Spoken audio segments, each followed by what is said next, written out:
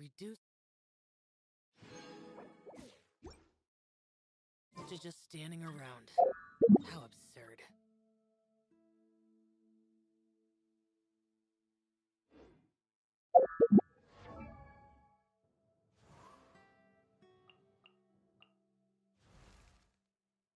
Dodoko? Dodoko, where?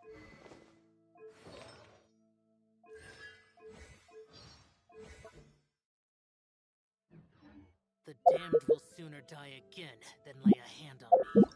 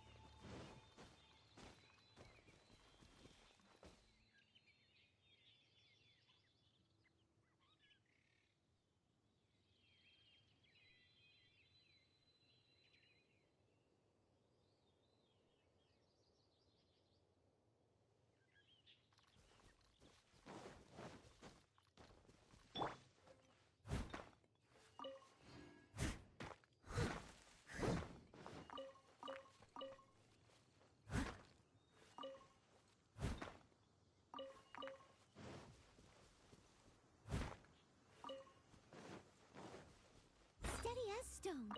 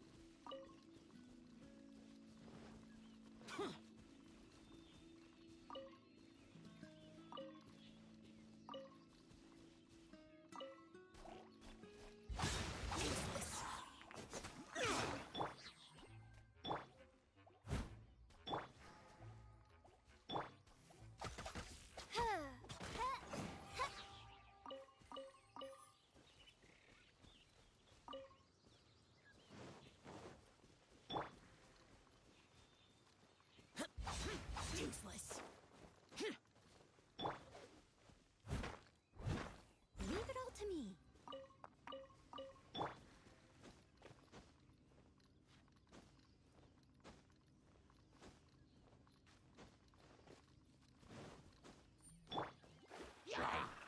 Let me scroll. Ice by royal decree.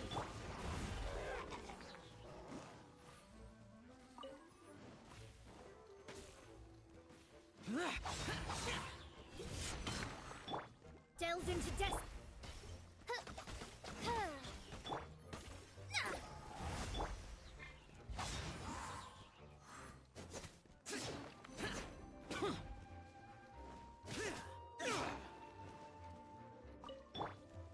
just leave.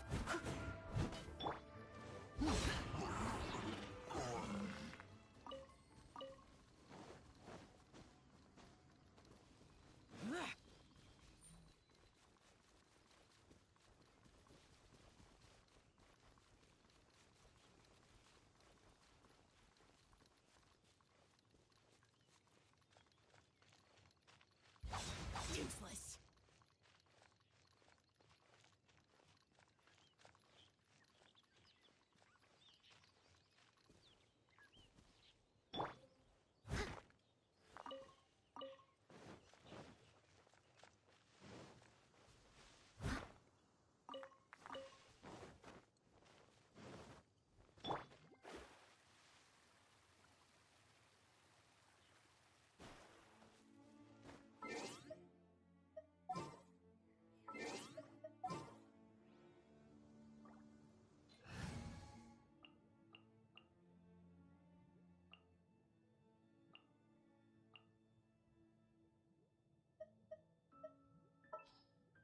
Ta-da! Clee's here!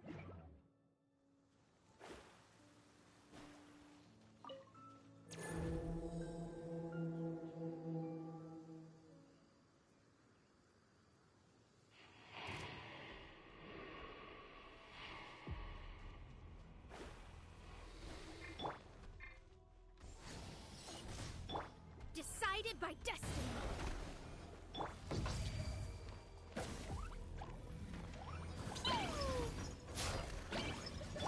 Let me scry!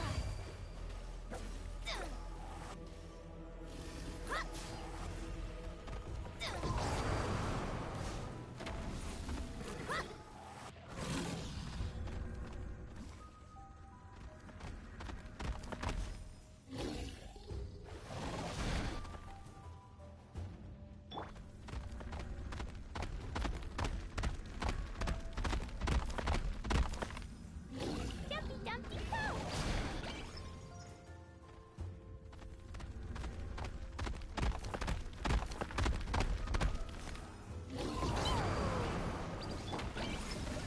Delves into destiny.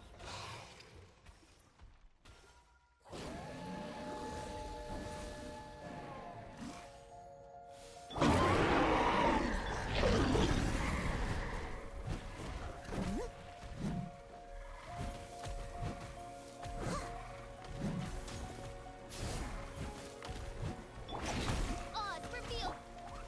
Fine, go!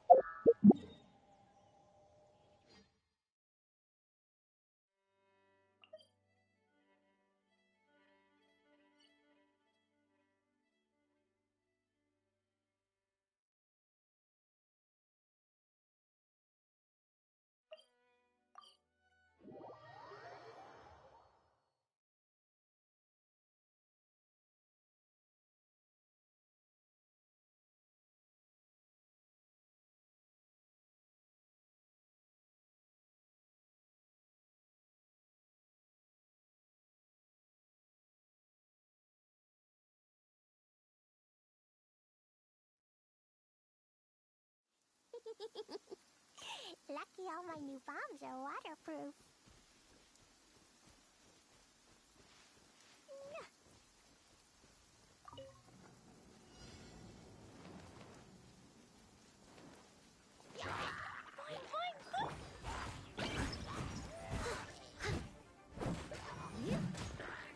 Someone needs assistance.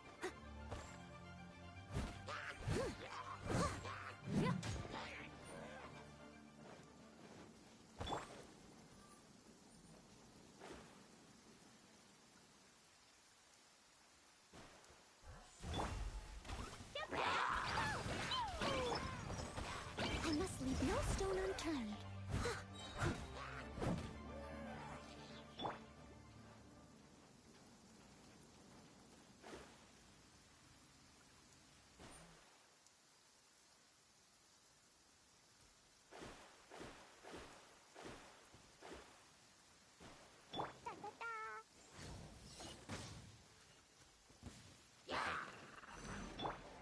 Let me scry. Leave it all to me.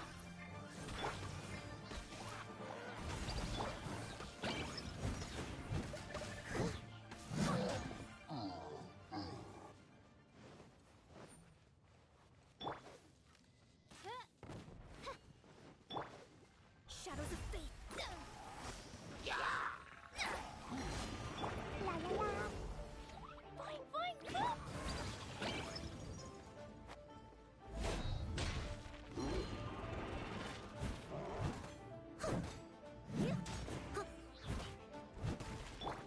By royal decree.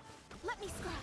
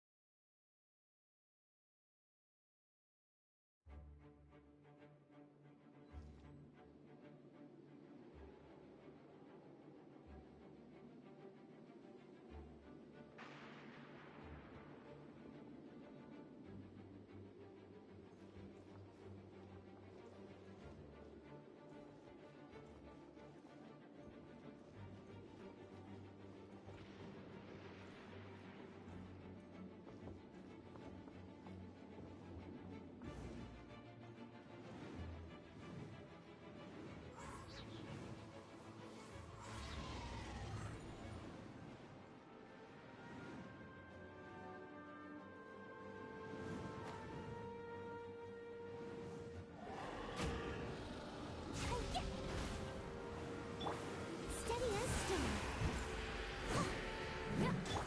Shadows of Oz reveal thyself.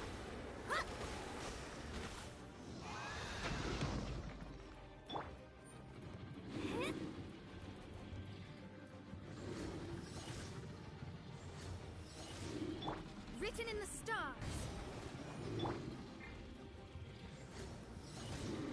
Blazing to light.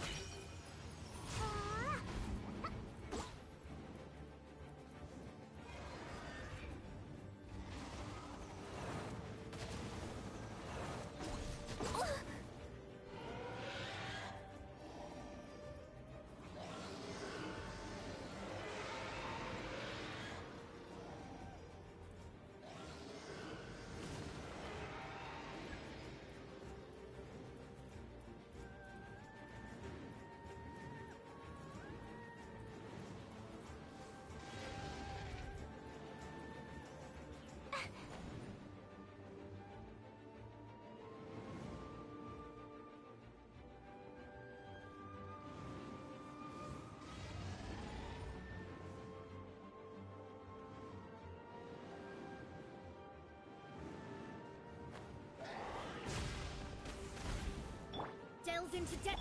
Leave it up.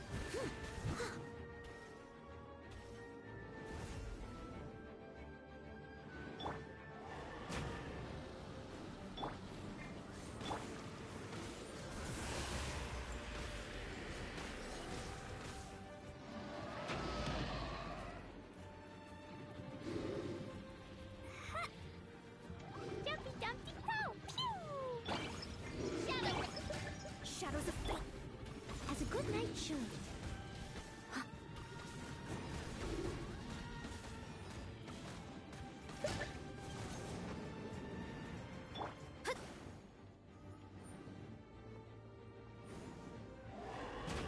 Let me scrub.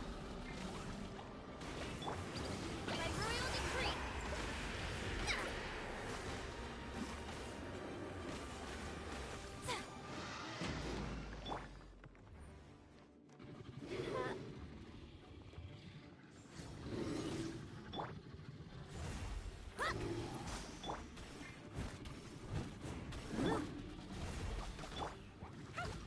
Jumpy Dumpty Go!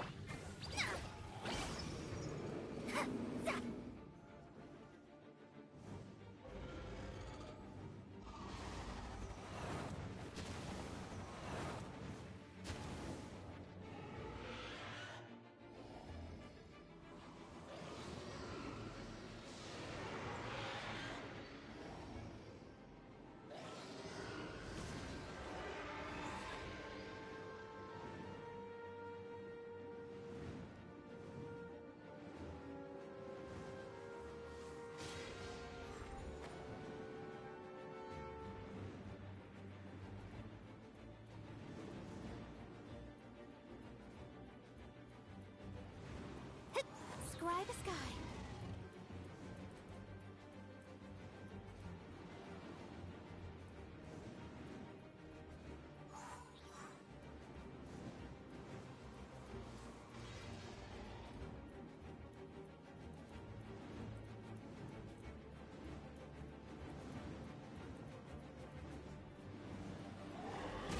Delves into...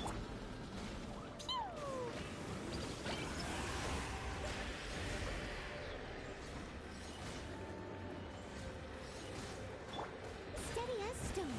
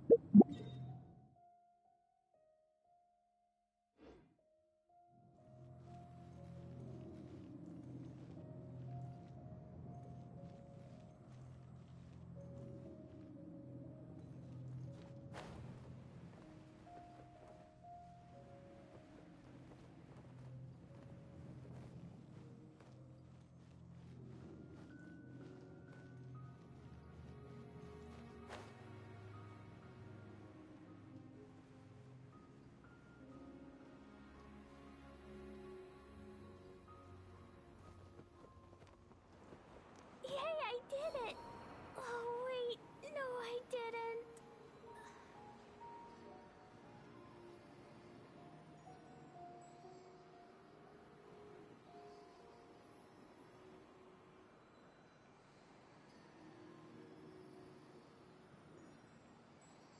Shadows of fate.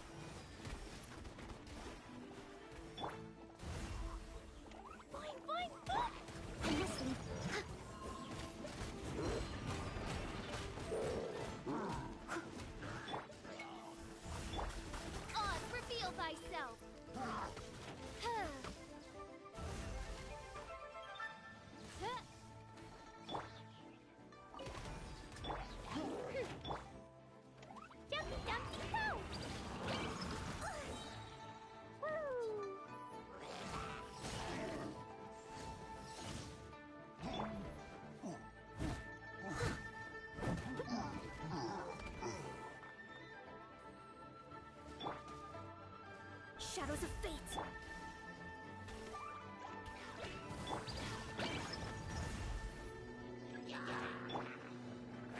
Decided by destiny.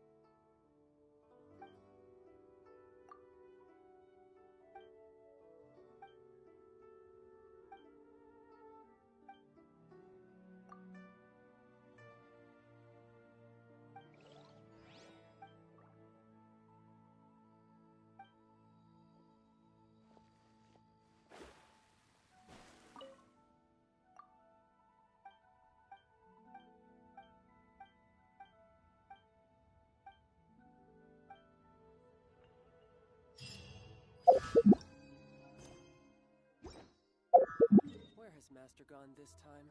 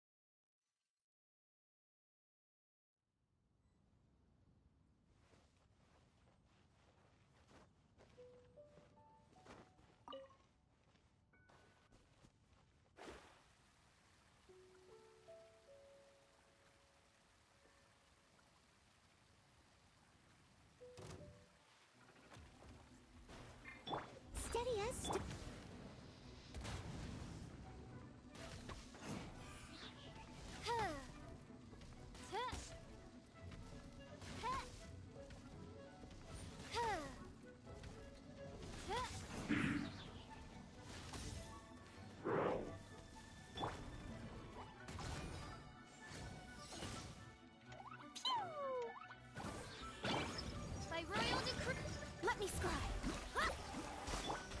Leave it.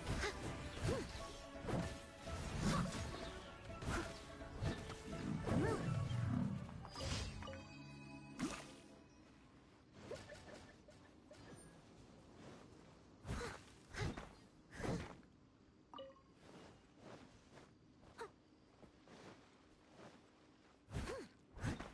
Steady as stone.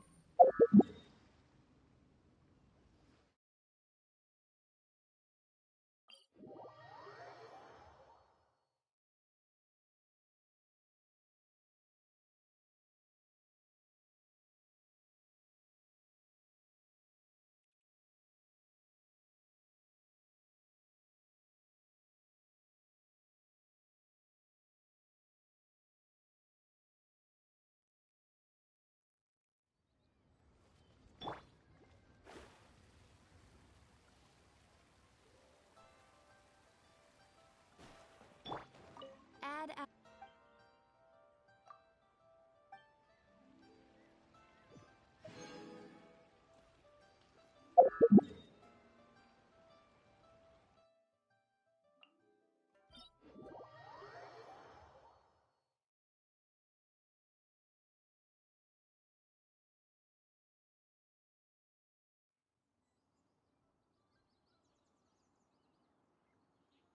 These bombs, so heavy.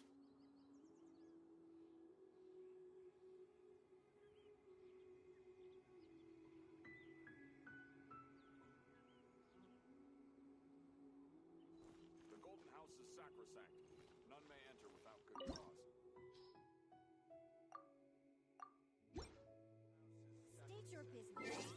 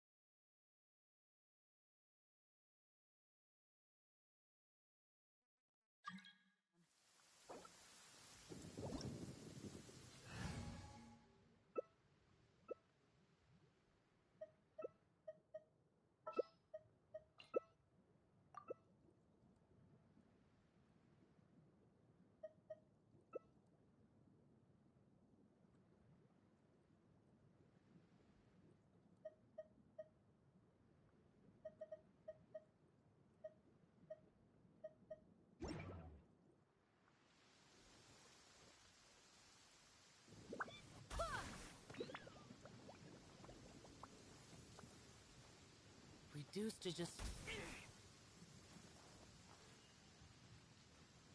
State your business here. The Golden House is sacrosanct. None may enter without good cause.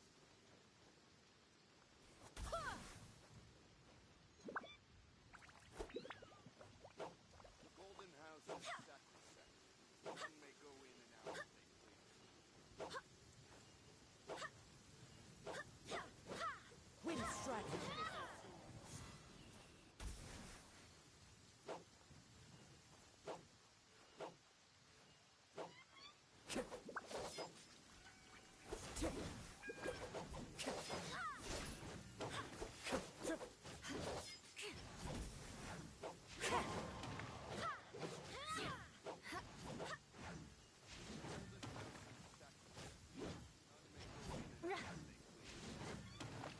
State your business The here. Golden House is sacrosanct. None may enter without good cause. Go as one.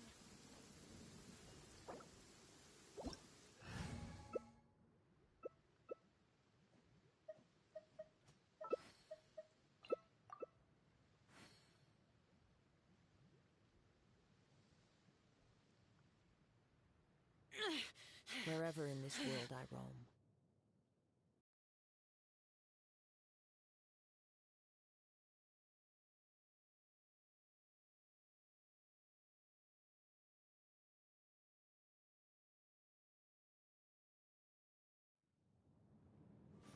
Try this. Written in the stars. Shadows of fate. For time. More speed. Passable effort. So quick to flee. The wind knows me. Showering on. The birds call. For time. Delve into Passable destiny. effort. How unbecome. Leave it. What a sorry sight. Life goes One on. with share.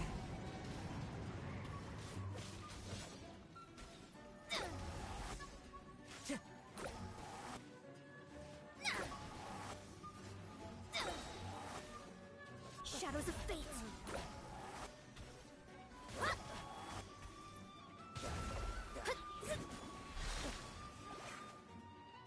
Guess I should take you more. Delved in, decided by destiny. One with wind and cloud.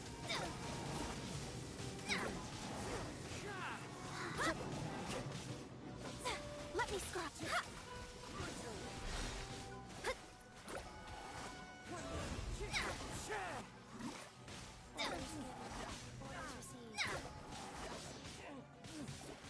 Delved into destiny.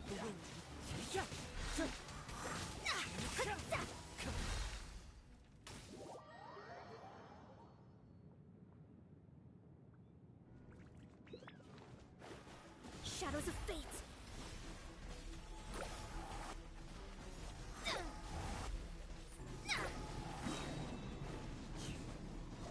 Fate is upon you.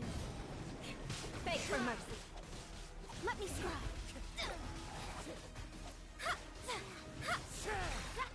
Rack and ruin. That hurts. Shadows of fate. Beg for mercy.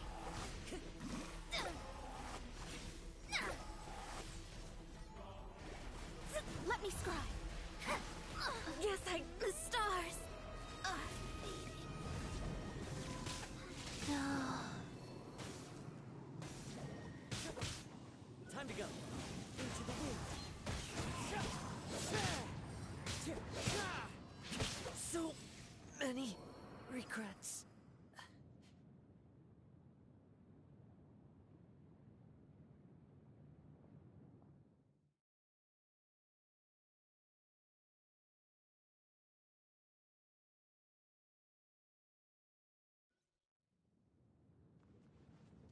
Go. Fast. Poor time. Poor time. Passable effort. Passable effort.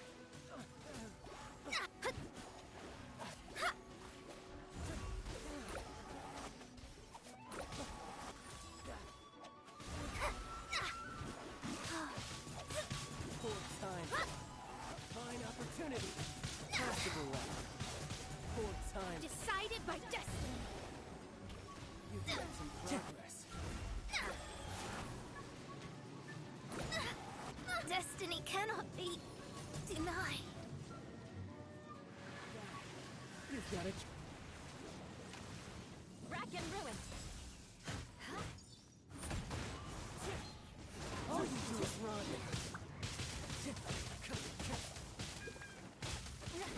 Opening box of a decorated. Shut up.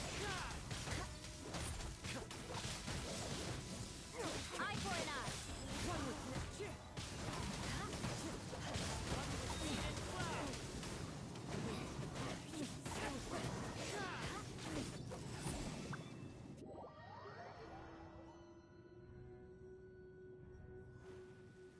Delved into destiny.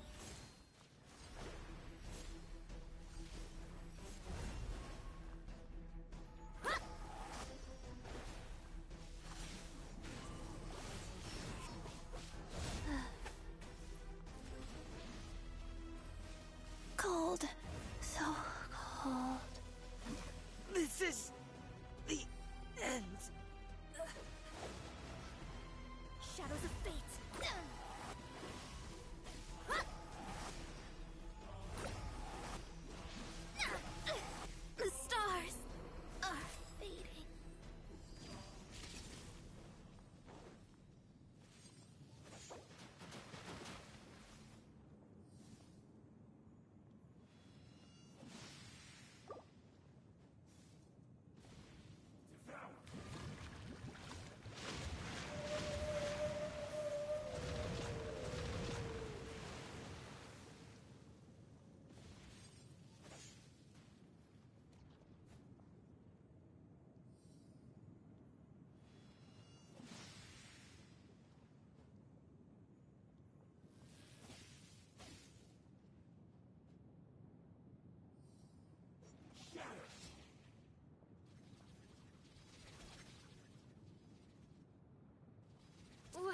great sight.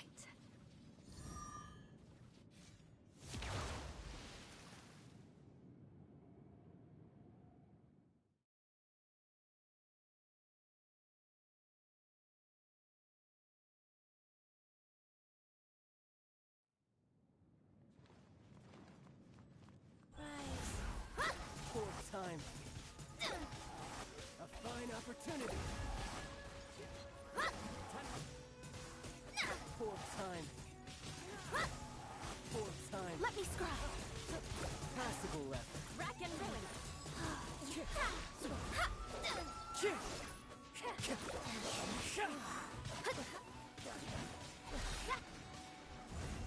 Beg for mercy.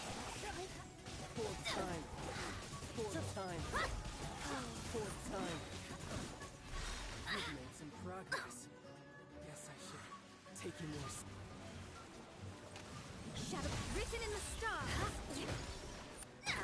Clouds high. All you do is birds call. The wind knows. Beg for mercy. Delve into Orders depths. given. Orders received. Into the wind.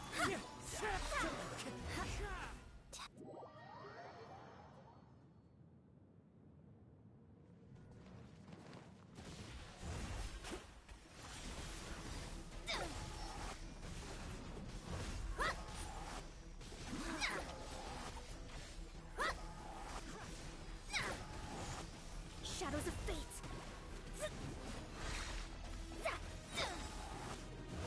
One weakness upon you. Master?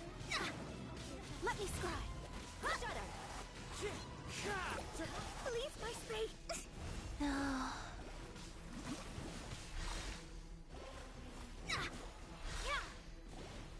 Delve into destiny.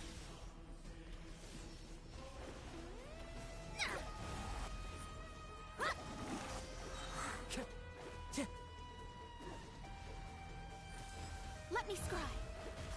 Written in the stars.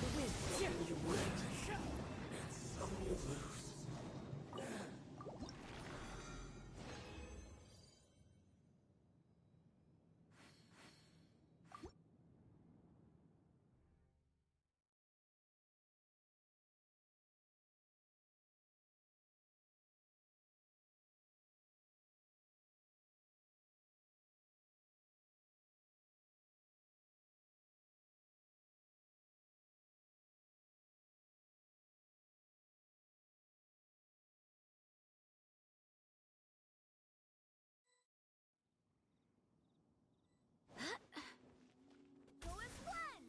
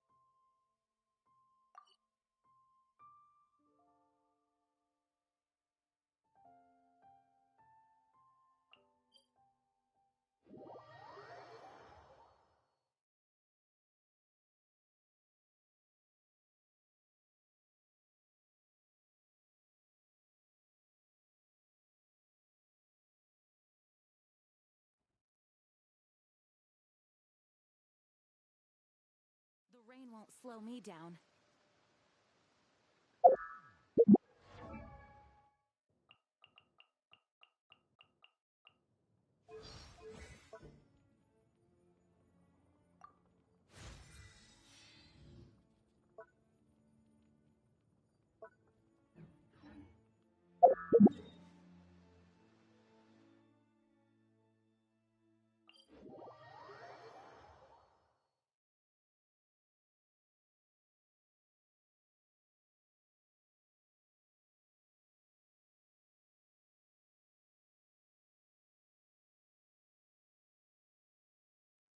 weather is perfect.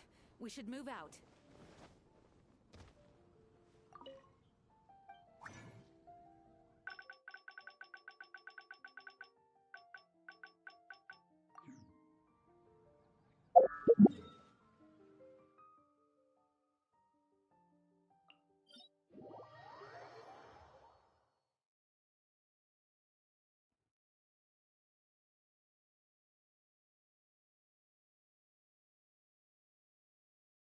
The rain won't slow me.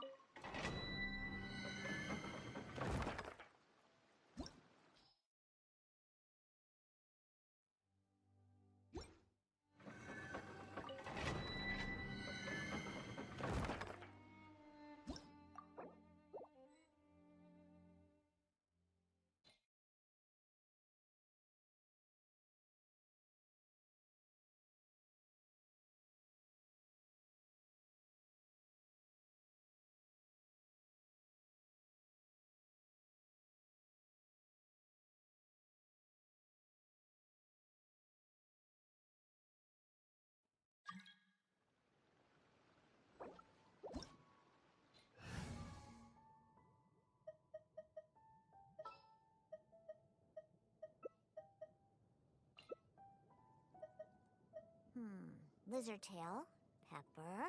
Do you want to come fish Starconch? flashing with me? I'll get grounded What for else a do I whole need day, to but it's create from way this worth it dreadful, because the fish taste disgusting so cocktail? good.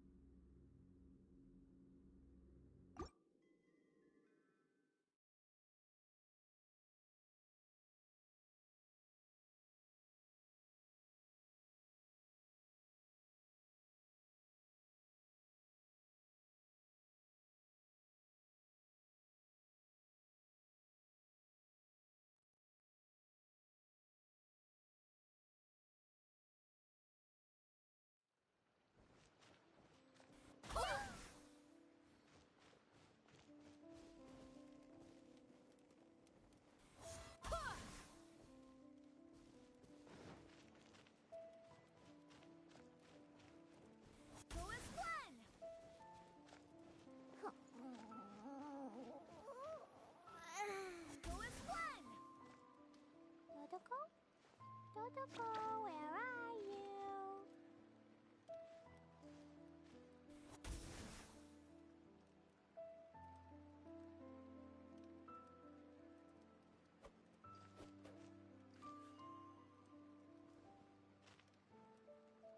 Explosion inside city wall. Grounded be thy woe. Explosions can hurt people. Gin can be dreadful. Mondstadt be bombed. Klee be doomed.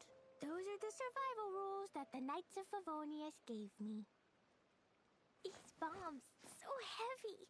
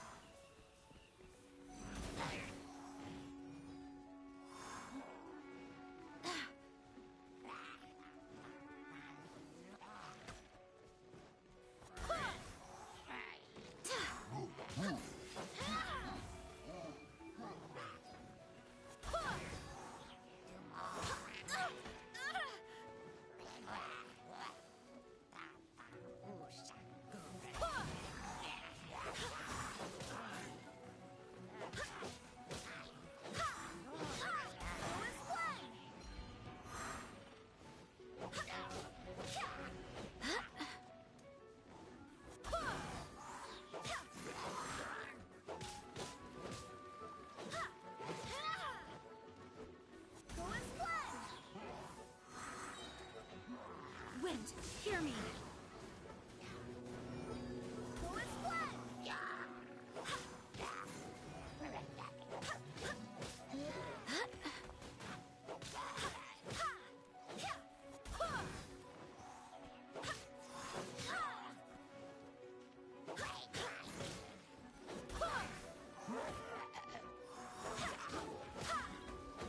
Oh, I have failed.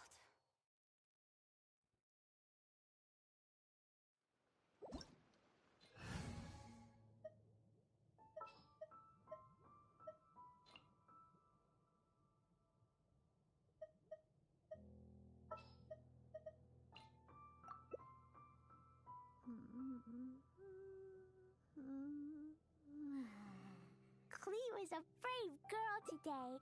I found a really weird-looking lizard. Want me to show it to you?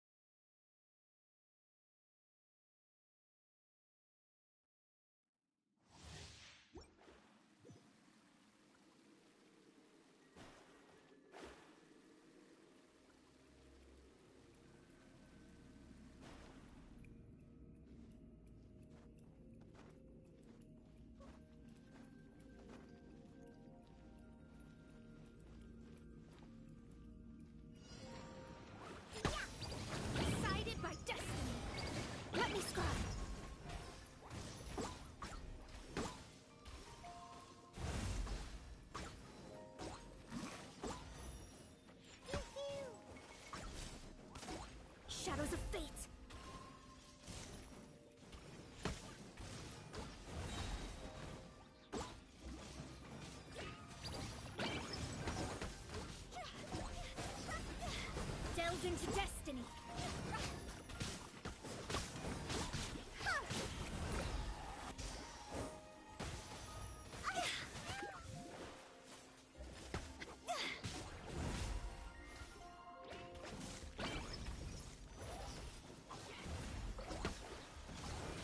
Written in the stars. Higher hands on fire.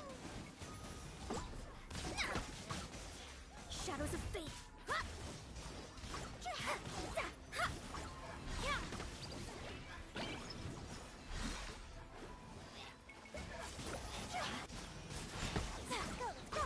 Let me scry.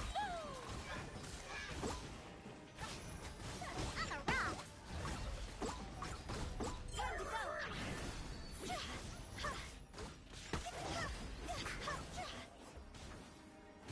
Shadows of fate.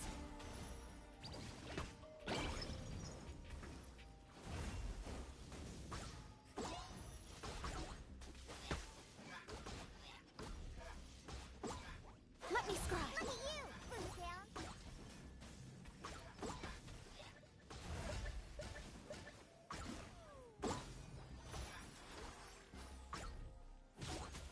Shadows of fate. Blazing to light. Decided by destiny. I want destiny cannot be denied.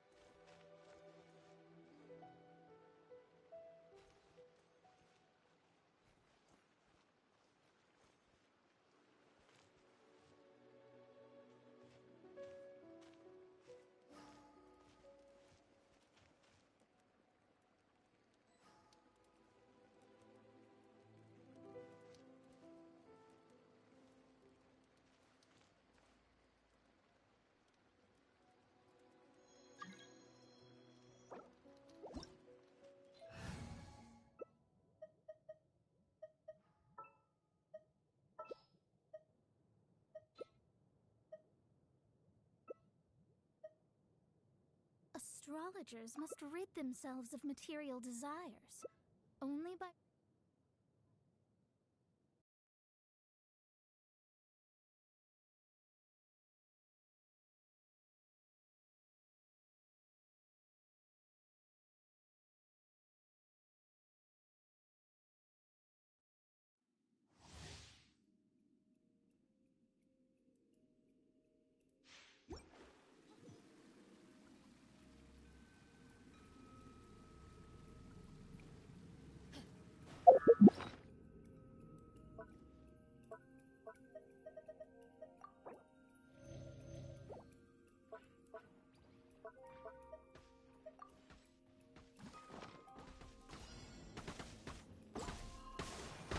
Let me scry!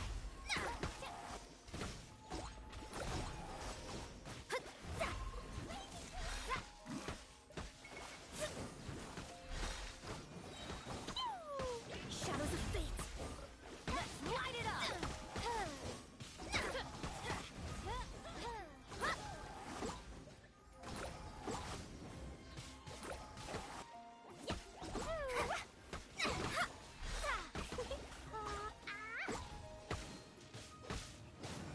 Delve into destiny! Wings of darkness! Sever night for day! Light it up! Shadows of fate! Venture time! Fate is upon you!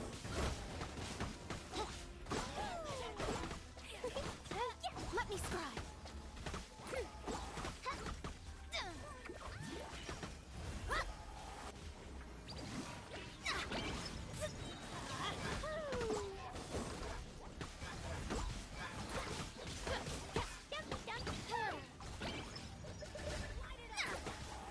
La la la.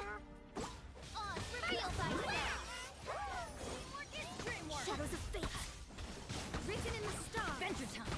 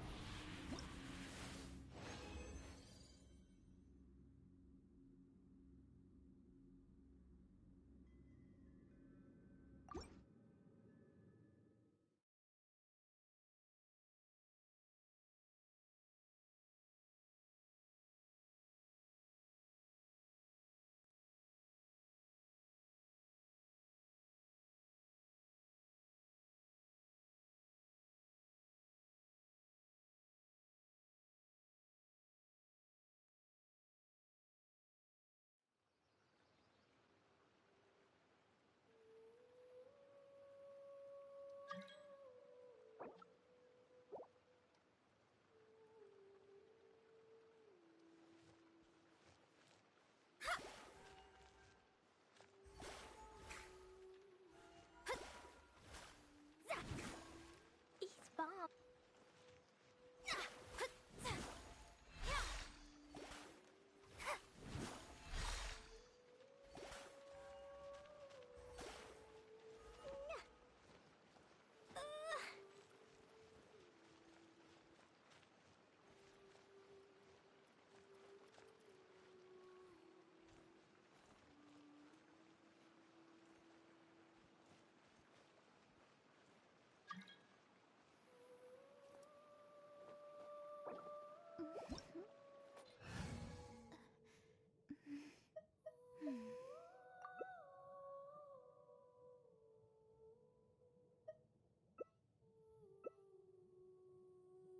Dodoko?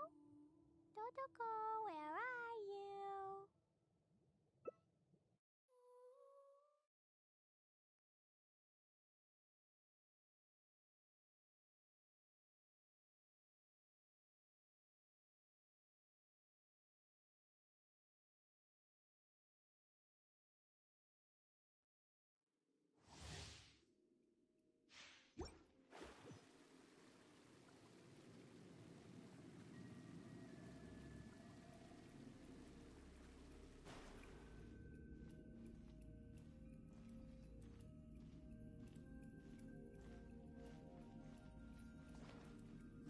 show begin.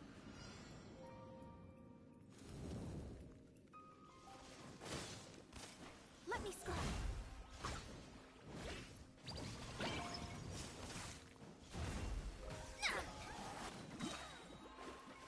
Fate is upon you.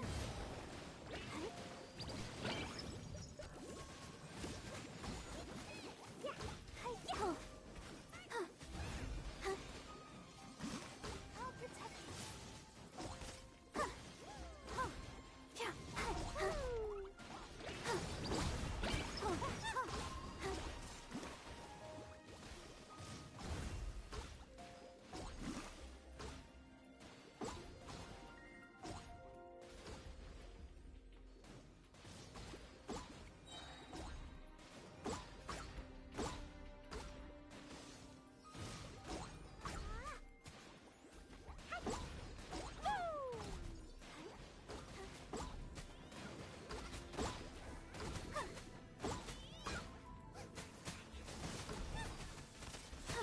Written in the stars.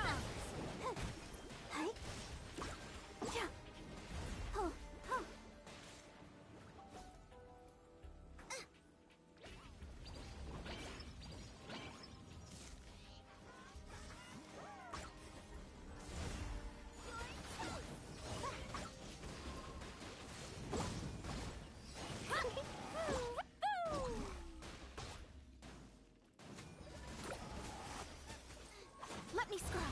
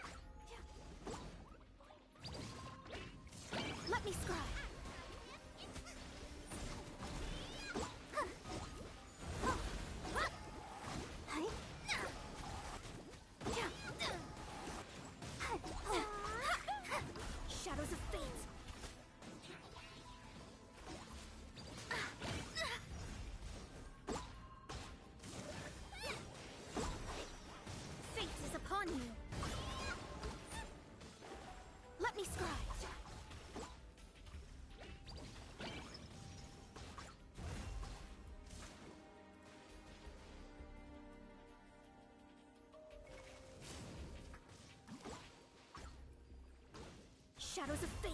Oh, hey.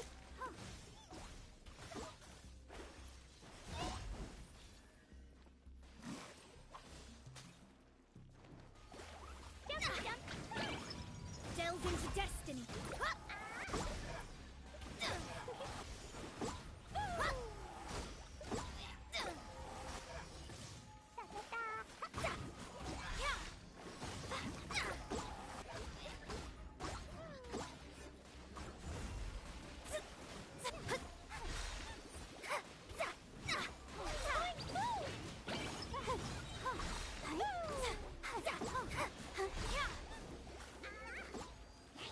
Shadows of fate.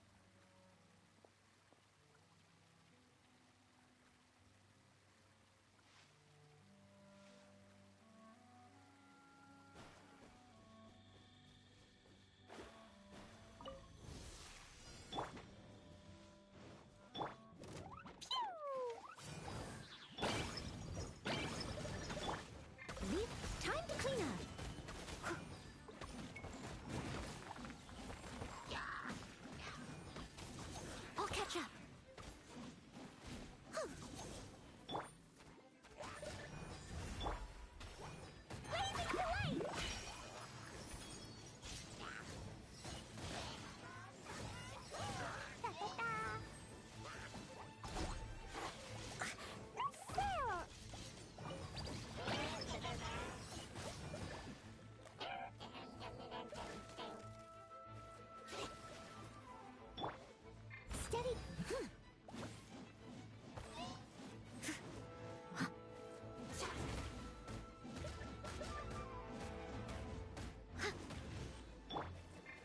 Delves into death by royal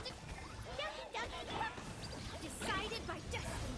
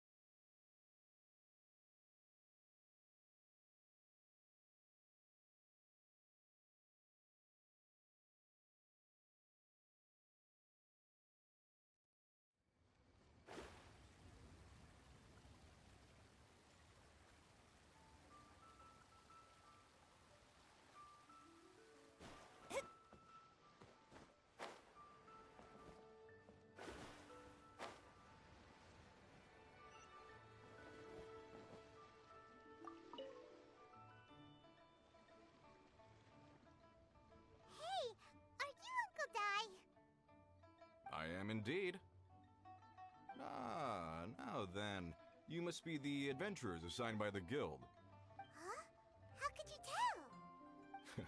By the clothes on your back and the look on your face. Experienced adventurers at that, I'll wager. Right again! You're pretty perceptive. In this trade, you need a sharp eye for people, not just rocks. Alright, my assistant should be arriving soon, so let's just wait here a moment. Whoa, whoa! That's why we're here! Now there's someone else taking a cut? Well, to tell you the truth, this is a very difficult matter. Too much for adventurers alone to handle life here. So there is someone else! Do you think we're not up to the job? It just occurred to me that you don't have all the facts. The incident in question happened in a mine, and it's a little out of the ordinary, to say the least. Mines are dangerous places, as I'm sure you're aware. As such, I've enlisted an industry expert to cover all contingencies.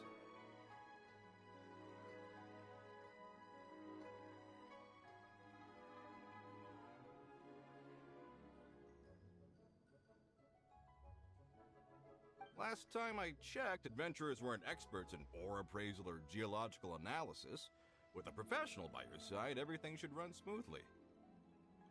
Besides, this guy's the best in his field. No matter the rock, he'll tell you its value to the nearest mora at a glance. I'd go as far to say that there's not a soul in Teyvat that knows rocks better than him. I'd be a fool to not enlist an expert of his caliber. You're a fool if you think you found Teyvat's #1 rock expert. Oh? And why might that be? Because Teyvat's #1 rock expert happens to be a friend of ours.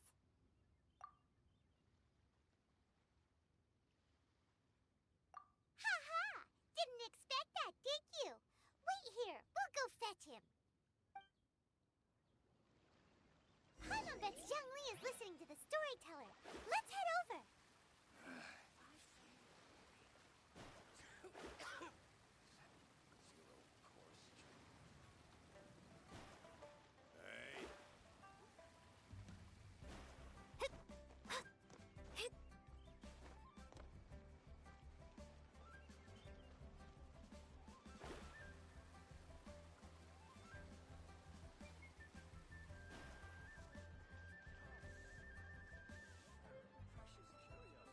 In our last tale, Rex Lapis. Zhongli, there you are! Oh. Here for a few tales? I didn't know you two were connoisseurs. Oh, no, we're here for you! Do you have time? Ah, something I'm rarely short of. We need someone who understands geology and ore. Someone who understands geology and ore. Take a look around. Is there anyone in Teyvat more qualified? The requester claims to have enlisted Teyvat's #1 rock expert, but Paimon doesn't believe a word of it. Nobody understands rocks better than you. You appear to have taken his claim quite personally on my behalf. Oh, no. It's just... Uncle Dai doesn't know what he's talking about. Paimon just wants to enlighten him. I see. Well, then it will be my pleasure to accompany you. Really? But I should inform you that despite my expertise, I cannot necessarily claim to be a leading authority. We are at all times adrift in a sea of learning. New knowledge should be welcomed with open arms. Still, I imagine I will be of help to you in this endeavor. If we do encounter an expert, I look forward to broadening my own understandings. Stop being so modest, Zhongli. Well, we got him. Let's head back to Uncle Dai.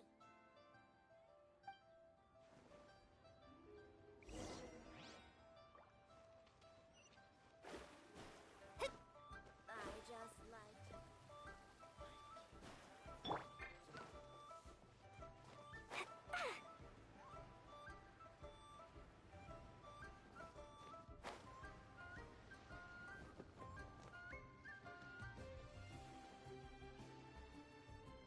Uncle Dai, we're back! Oh. And this must be the friend you spoke of? Yep. Paimon doesn't know who your rock expert is, but he's got nothing on our guy. Let's not get ahead of ourselves. Still, I do have a claim to some experience in this field. Uh-huh, so you say. Wait till my guy gets here, then we'll see. It's no use me singing his praises. You'll have to see for yourselves. Is this the place? Aha! Speak of the devil. Allow me to introduce my assistant, Kunjun. Young Kun, these are two adventurers assigned to us.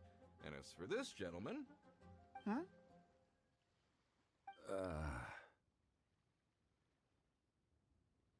Wangsheng Funeral Parlor's consultant. Mr. Zhang Li. I've heard about you. They say you're a man of great knowledge and many talents. I had no idea I'd be meeting you in person today. I'm sure I recognize you. Have we met at the parlor? Wait, I've never been to the parlor. Uncle Dai, aren't you gonna test them? Huh? I wouldn't know where to start. Then they can figure out a way to test each other. If Zhang Li wins, he's the assistant. If Zhang Li loses... never mind. Zhang Li won't lose. A contest? Why, it would be my pleasure. I admire your enthusiasm, good sir. I must say, you certainly have the look of an industry expert about you. It'll be interesting to see which one of us wins. Stop talking the talk and start walking the walk. I'm just saying it like I see it. Which is, incidentally, the only skill I have worth talking about. So you're an appraiser, Mr. Kunjun. Well, no. Actually, I've already forgotten what I'm in Liyue Harbor for. I was standing by the side of the road one day when Uncle Dai called me over. He saw me holding a rock and asked me a few questions. He seemed incredibly excited, even followed me for a while. We arranged to meet here. Huh? How could you forget something like that? I saw him on my way over to Liyue Harbor, poring over rocks and muttering to himself. He looked to be very familiar with them. I asked him a few questions out of curiosity. To my surprise, he knew more than me, an old mining foreman. In any case, he didn't have any pressing matters and agreed to help me. So, do you have a poor memory? Not exactly. Anyway, if it's rocks you need help with, I can most certainly lend a hand. Mr. Zhongli, what do you make of this rock? A glossy exterior, with a fissure that could only have been left in the wake of a volcanic eruption. If I'm not mistaken, this is a rough gem from another nation. Ah, a keen eye. It's no ordinary rough gem. Fragile surface layer, black veining. My intuition tells me that there's high-quality crystal ore inside. Remarkable! This rock does indeed hail from the vicinity of a volcano. I came across it in a market and snapped it straight up. The seller thought it was some leftover industrial remnant. They had no inkling of the treasure that lay within. Purity and geological rarity alone aren't enough to make a treasure. Some of the most precious crystals contain deposits of water or sand.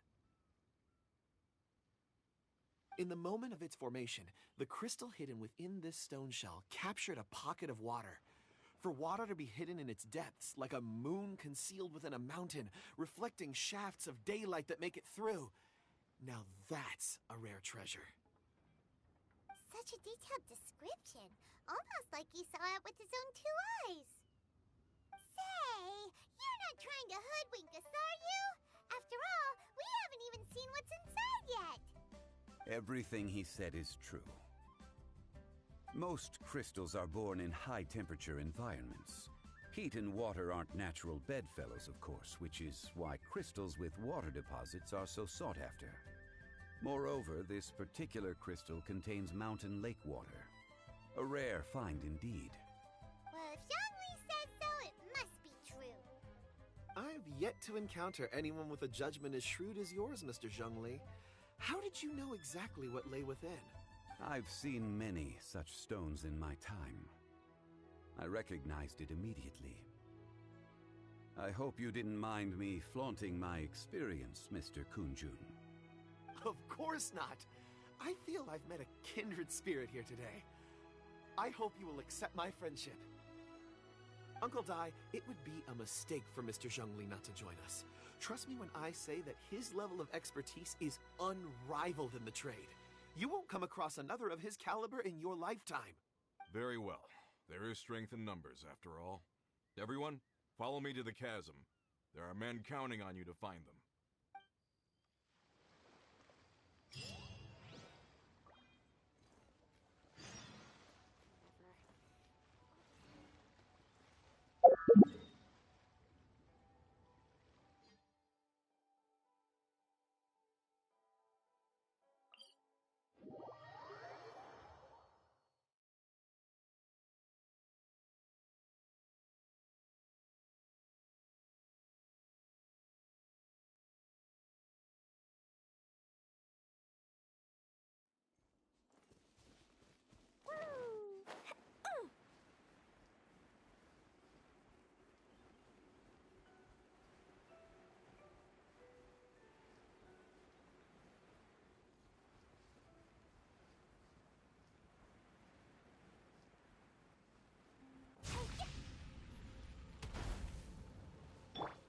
As a good knight should.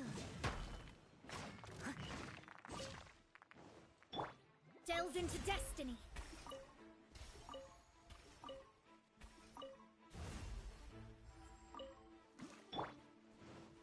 Leave it all to me.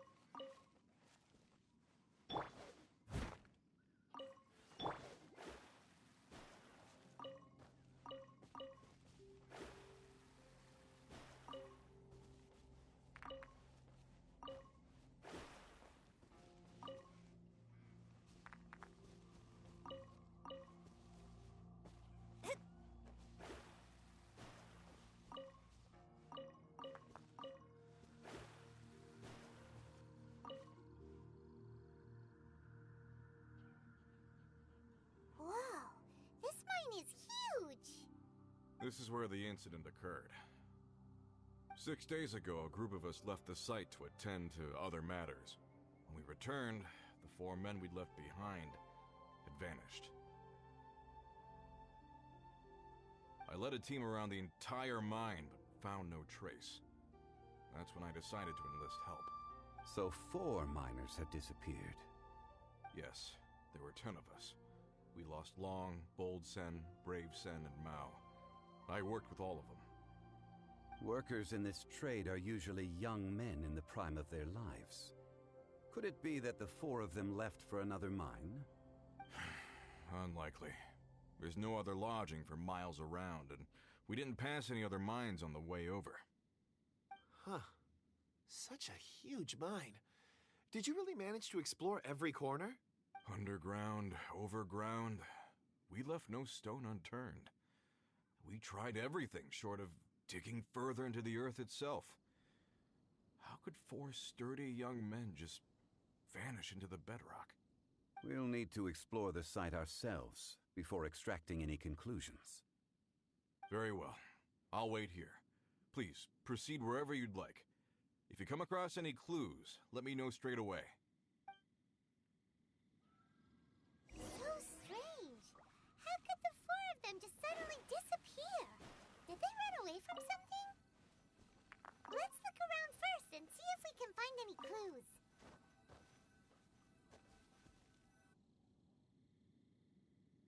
Over here! What's this? A pile of shirts, some trousers. Ah. A few everyday items. They must belong to Uncle Dai and his men. 1, 2, 3, 4. Huh, that seems right. 10 shirts, 10 pairs of trousers. These must be spares, right? Look, Uncle Dai's clothes are identical.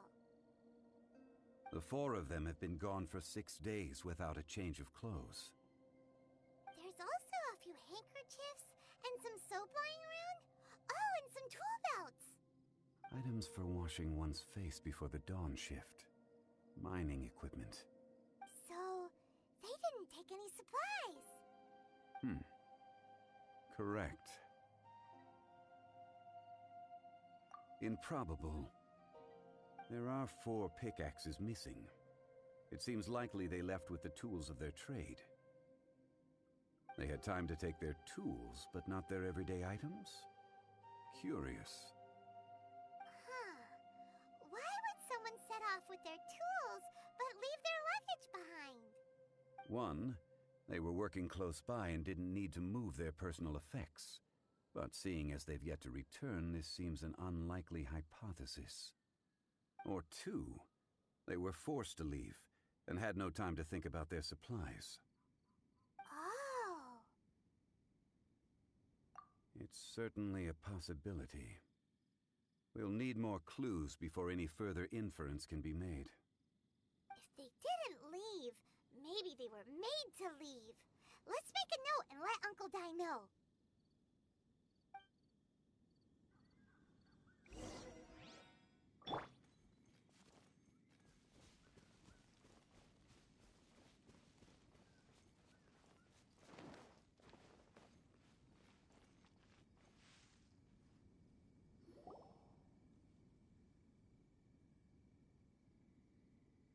Kunjun, what do you have there? Oh, right on time. Did you find anything? There's a chunk of ore here. Perhaps there are clues within. Or, what does it have to do with the disappearance? Let's find out. I'll give it a try. A moment, please.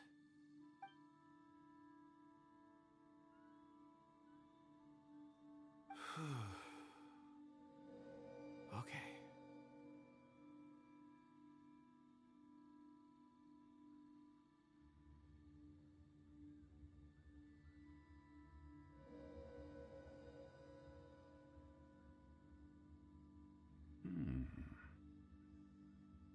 Looks like he's concentrating really hard. What's he up to? I see 4 men following someone out of the mine. It looks like a child. A child? What's a child doing in a mine? I'm not sure. Also, how did you see anything exactly? Oh, I don't mean see in the traditional sense. I would appreciate it if what I'm about to tell you remained a secret. It's a little odd. I've never dared to tell anyone before. I can perceive the memories of ore. Huh? Perceive? So there's no conjecture at work? You mean you can put your hand on a rock and boom, it just happens? I've always sensed that ore contains memories. Sometimes it records events that occur in the surrounding area. All I have to do is touch one and focus my attention, and the memories come to me. Amazing! So you can find out everything that ever happened there. It depends on the ore. Some ores have astounding memories. Others, like iron ore and white iron ore, aren't up to much. Their memories are hazy. Core lapis and crystal memories are much stronger. They record more events and in greater detail. Stone seeing. Fascinating. A rare ability indeed. It was prudent of Uncle Dai to recruit you, Mr. Kunjun. I'm glad I can be of assistance. Based on what I saw, I believe they followed this path. This will take us north, away from the mine. North. Another clue for Uncle Dai. Let's make a note of it.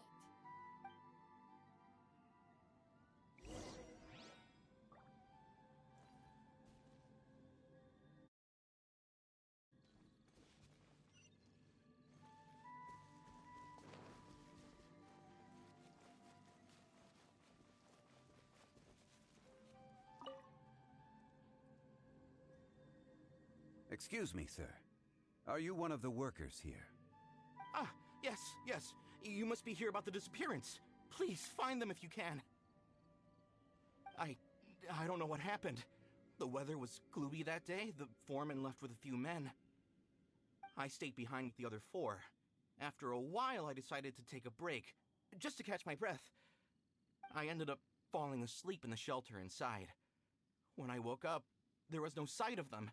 I'd only just been speaking with them and suddenly, they'd vanished. Maybe I'm next. So the men that were out working disappeared, with the only one left to tell the tale having been asleep in a shelter. Perhaps an accident occurred on site. What a scary thought. An on-site accident. We should note that down too. Found some clues. Time to report back to Uncle Dai.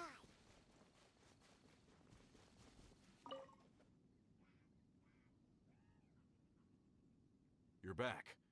How are the investigations going? We found 3 clues in the vicinity. First, there are 4 missing pickaxes, yet everyday items are still in their place.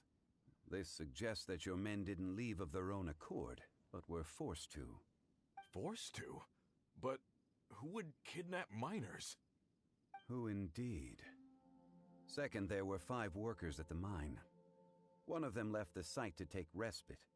When he awoke, his colleagues had disappeared without a trace. Those who kept working all disappeared. The one who left early emerged safe and sound. It would appear that the incident occurred on site. Now that you mention it, I recall Bravo saying that he took a break. Could someone have entered the site and simply walked away with them? This leads me to my third point. Mr. Kun-jun here made good use of his, expert techniques to arrive at a conclusion. It was a child that took your men away. A child? But there are no settlements here for miles around. There's no way a child would have made it over to the mine. Unlikely as it sounds, that's our conclusion. Your men were following a child. Where did they go? We believe that they followed the road north, away from the mine and toward the ruins. North? Right. I'll rally my men and head in pursuit. You've been invaluable to the investigation, but leave the legwork to us. If we set off now and make haste, we might be able to catch them. Not so fast. The incident occurred 6 days ago. Even if they set out on foot, they will have covered a lot of ground by now. You're right. New plan. I'll lead my search party over to the settlements further out and make some inquiries. There are only a few settlements around here with lodging for the night. We'll go investigate and see if we can come up with anything. In the meantime, you could keep looking for clues. If we don't see each other, let's reconvene at Wangshu Inn tomorrow evening. Agreed. All right. Me and my men will get going.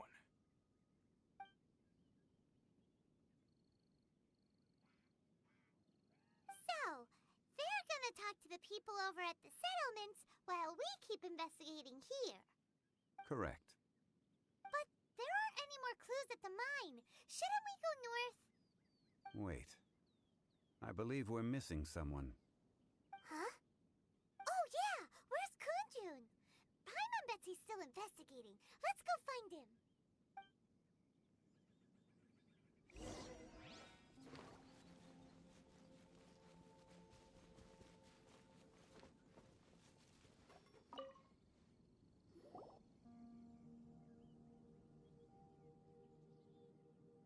Kunjun, what are you searching for? We're all out of clues. Let's get going. Apologies. I'm conducting a quick search for my own benefit. I'm looking for a precious stone known as Dragonfall. Dragonfall? Dragonfall is often used in forging. What use do you have for it? I don't know. I'm sorry. I don't recall why I'm seeking it. I've been feeling very absent lately. Name and address aside, I'm having trouble remembering things. In fact, I've been feeling extremely anxious, as if there's something I've forgotten to finish. It's an unpleasant sensation. Oh, Paimon knows that feeling. When you know you've forgotten something, but you can't remember exactly what it is. I don't even know where to start with it. I've been aimlessly wandering. That day at the market, I overheard a conversation while I was buying something. They mentioned Dragonfall. It sounded so familiar to me, as if whatever it was I had to do was linked to that stone. So, I decided to look for some. Perhaps if I can retrieve some, I'll remember what it is I have to do. I see. If I am able to during our endeavor, I will help you look for this stone. Really? Oh, thank you, Mr. Zhengli. You're too kind. Think nothing of it. Shouldn't we get going? Heading north from the chasm, we'll reach Lingju Pass. If this is indeed the path they chose, there will be traces. Great! Let's have a look.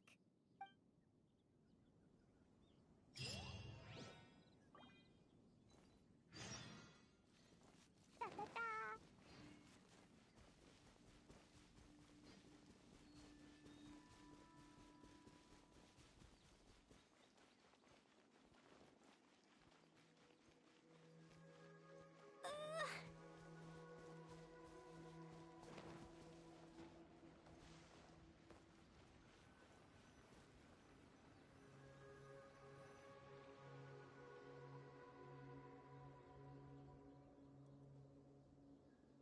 Wait! There are tracks here!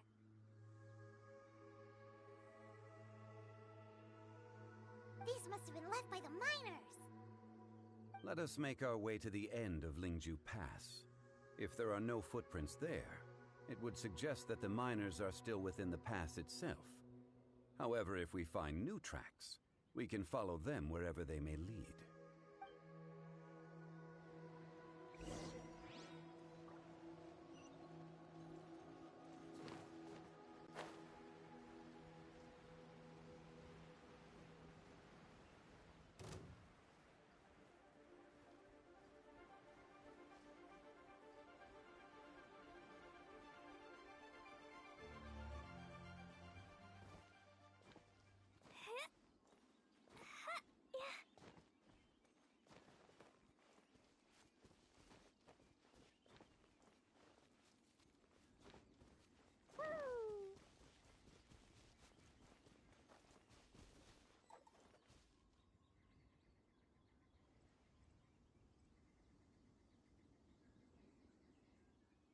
Hey!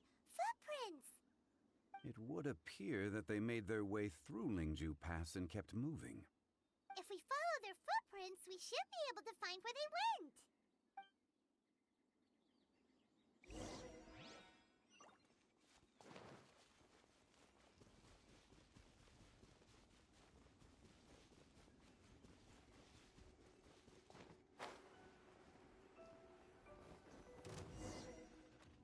Oh no!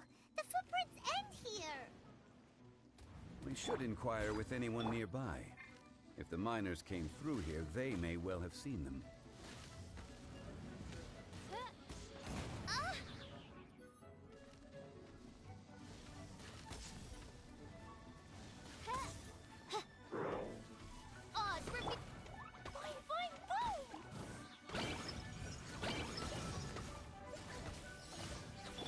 I must leave.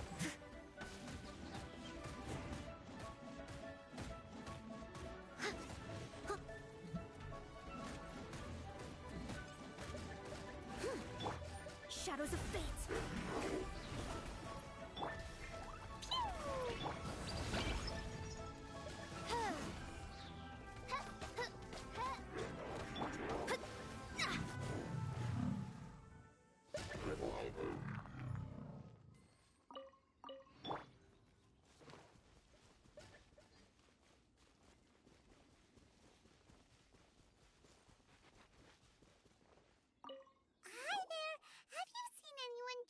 a miner around here?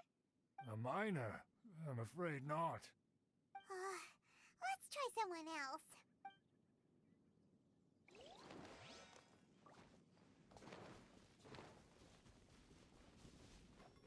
Hello, have you seen any miners nearby? About this tall? 4 of them?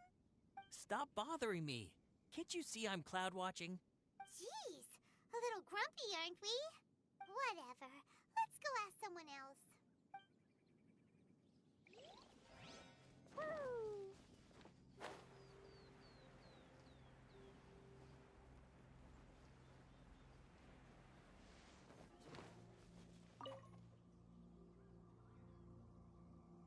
Hey there! Seen any miners? It must have been about 4 or 5 days ago. There were a few men who came through here carrying baskets and picks. I guess that could have been them.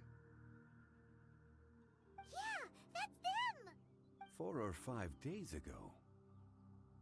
It appears that they were moving slower than we'd anticipated. Traversing the geography of Lingju Pass must have held them up. It was so strange. 4 big guys with lifeless expressions. It was like they were in some sort of trance. And there was a child staggering in front of them. Huh. This child. Did you see what they look like? I caught a glimpse. Blue hair, short. I think it was a girl. She wasn't smiling. In fact, she looked very serious. And they took this road? Yes, they followed it straight from here. Let's go after them.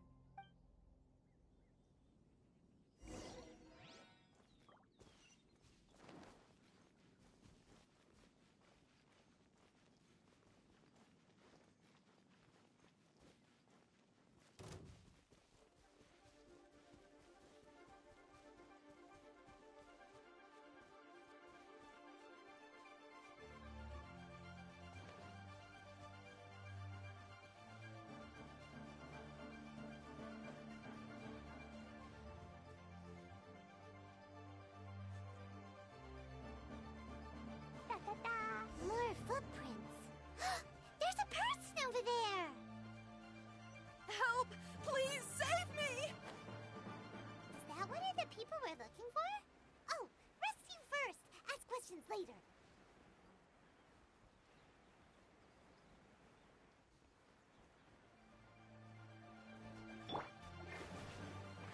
Written in the stars.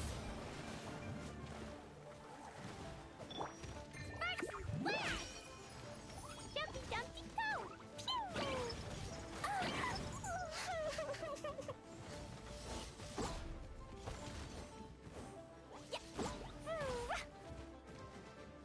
I'll catch up. Leave it up.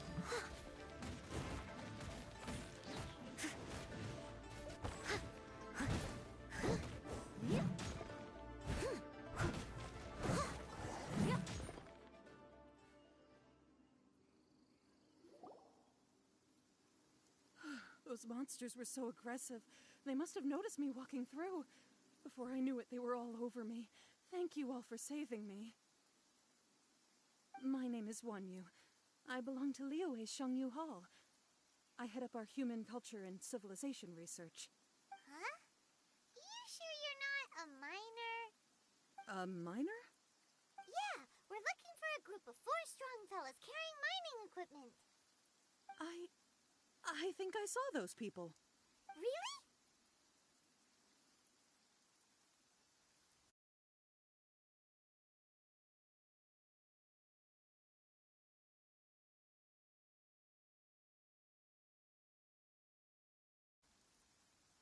Yes.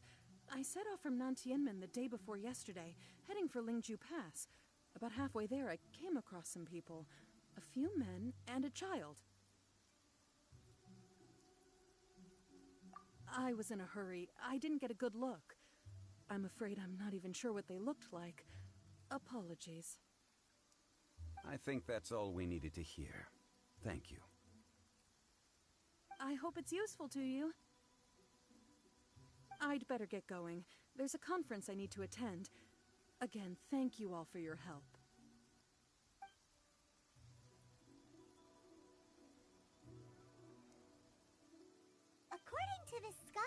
The miners were heading for Nantiamun.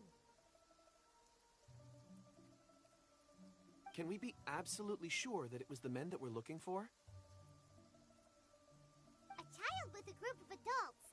Sounds pretty close to Paimon.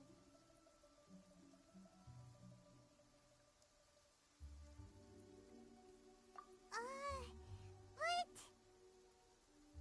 Hey, perhaps that rock over there can tell us more. Aha! Paimon nearly forgot about our secret weapon! It looks promising. I'll do my best.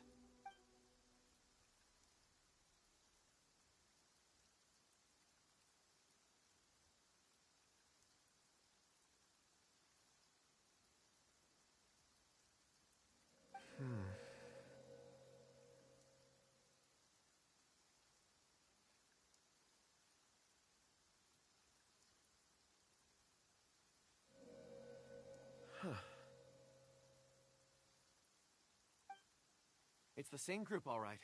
They followed this road. Mr. Kunjun, your stone seeing is something I won't forget in a hurry.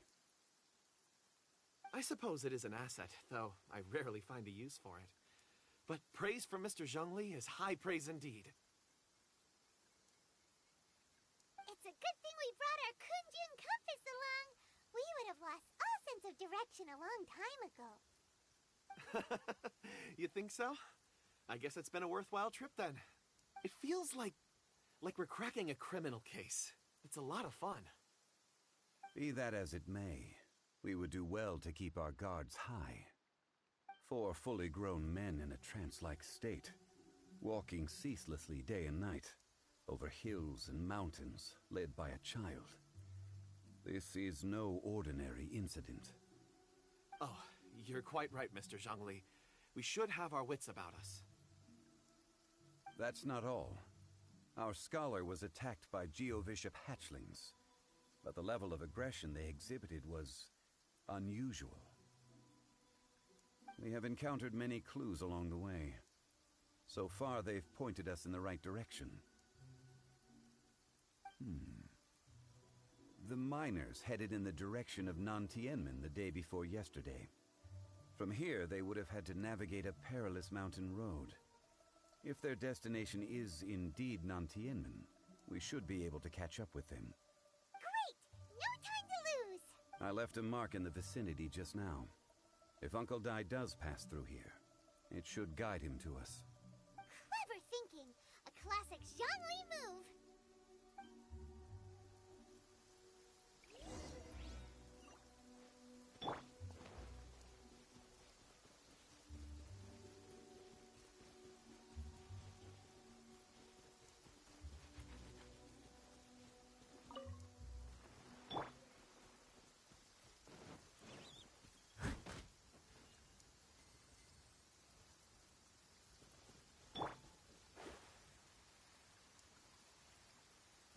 Delved into... by royal decree.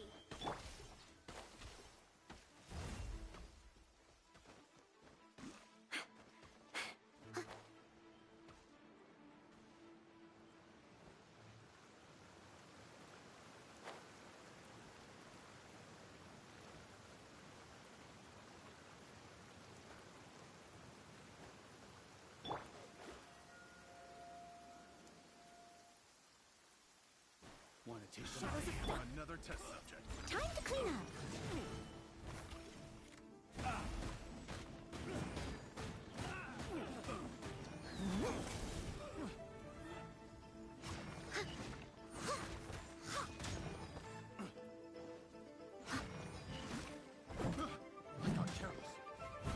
I must leave no stone unturned. Delved into destiny.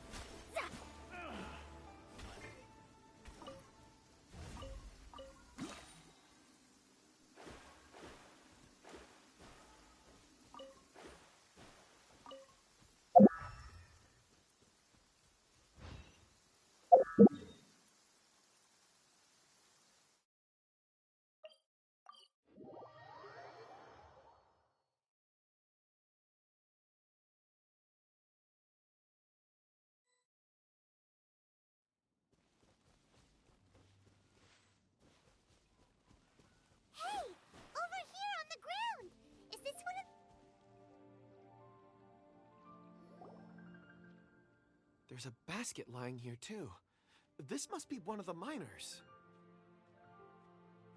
Hey! Hello? Can you hear us? Judging by his appearance, he must have collapsed from exhaustion. Should we wake him up? I can still dig. Sounds like he's whispering something. It seems that he thinks he still has work to do. Something's not right. There's a camp nearby. We should take him there and monitor his condition before deciding our next move.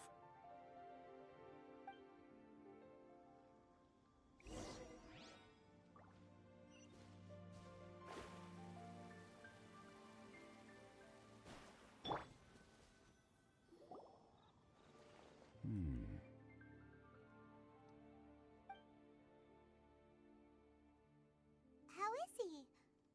He won't die, right? He's worked himself into a stupor. Thankfully, he's not in serious danger. Paimon heard him talking about digging for something. Did he dig himself into this state? It's certainly a possibility. It looks like there's something in his pocket. Are these ore fragments?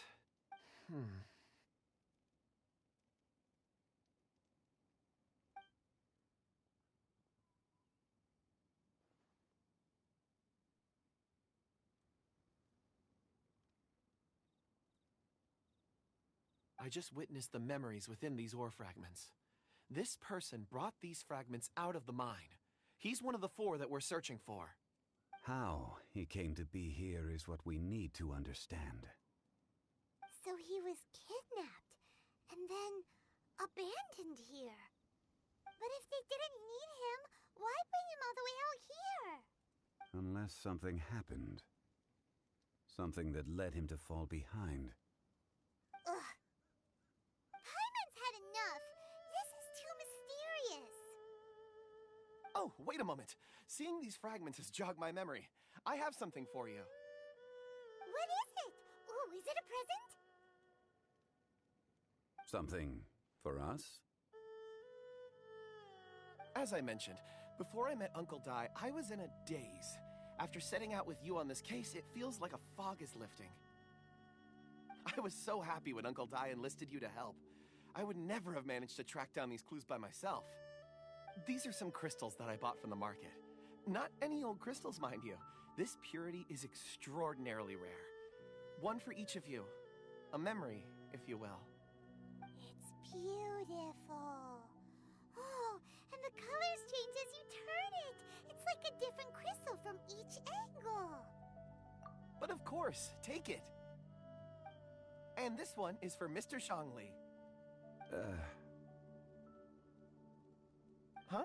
Is something wrong? Not to your liking? On the contrary. I just hadn't anticipated receiving a gift during the current circumstances. But thank you.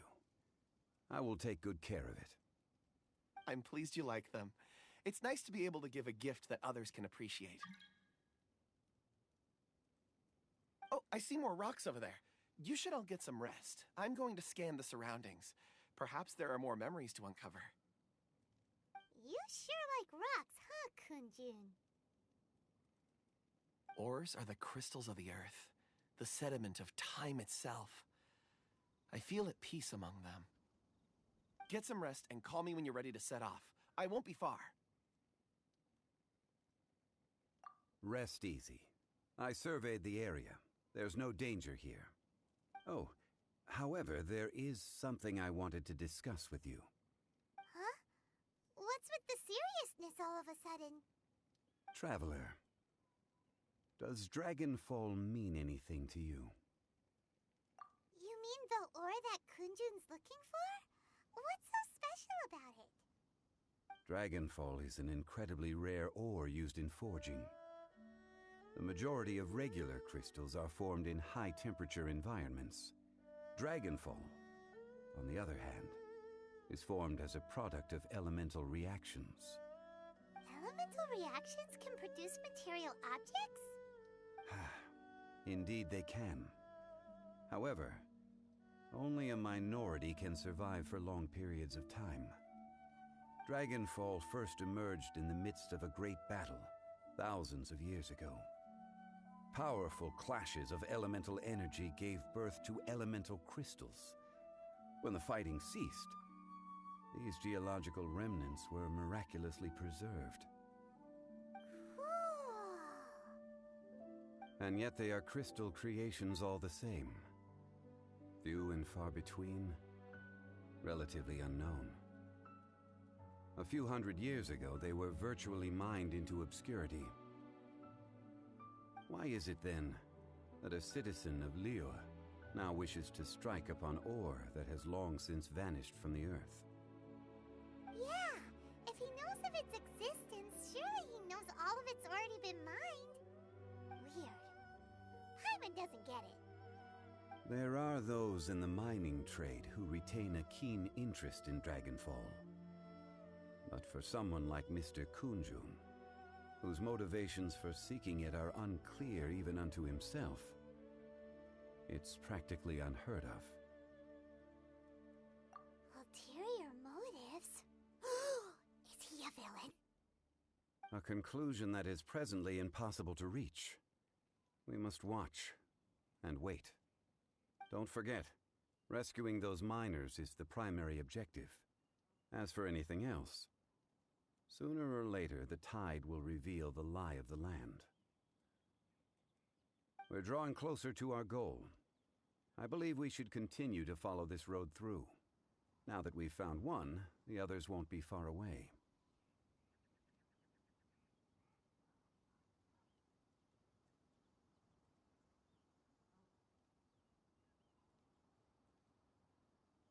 When you're well rested, call Mr. Kunjun over to us.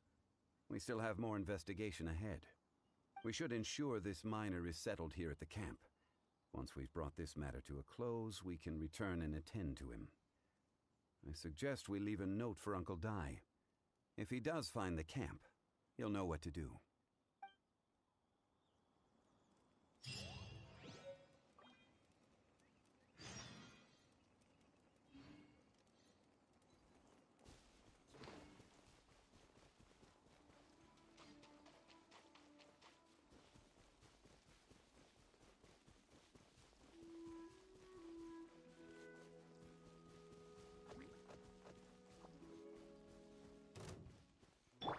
Shadows of fate. Dumpty Dumpty Pow! Pew! Oz, reveal thyself!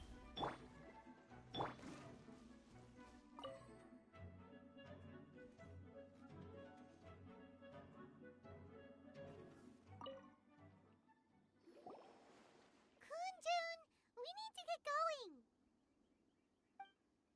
No problem. I'm done here. Any results, Mr. Kunjun? There are many beautiful rocks here, but nothing out of the ordinary. I couldn't find any clues. Then again, the memories of ore can shift with the passage of time and the changing of the environment. Difficult to say. I feel that ore memories tend to be from the recent past. So there's never any ancient memories? Rocks endure, but as eons pass, their memories are erased. Those memories that survive are rooted in powerful emotion or thought. That makes sense. It is the same for people. Indeed. Let's keep going.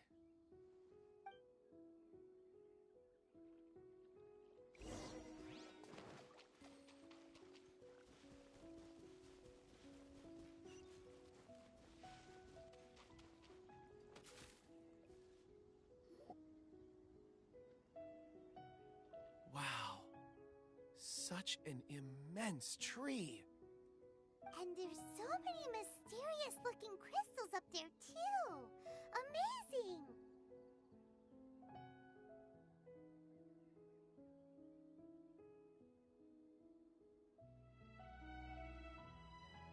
This ancient tree.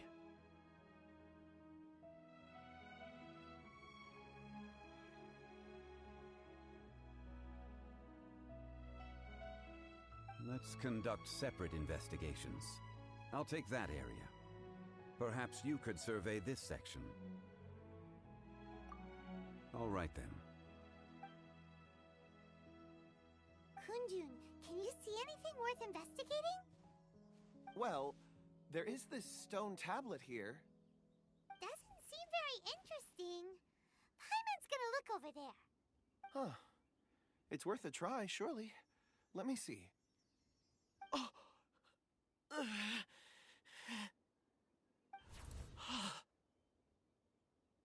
This is... Hey, what's wrong? just a bit lightheaded. It's past. Nothing to worry about. Not yet. Whatever. Paimon's going to investigate over there. Why don't you climb the tree and have a look?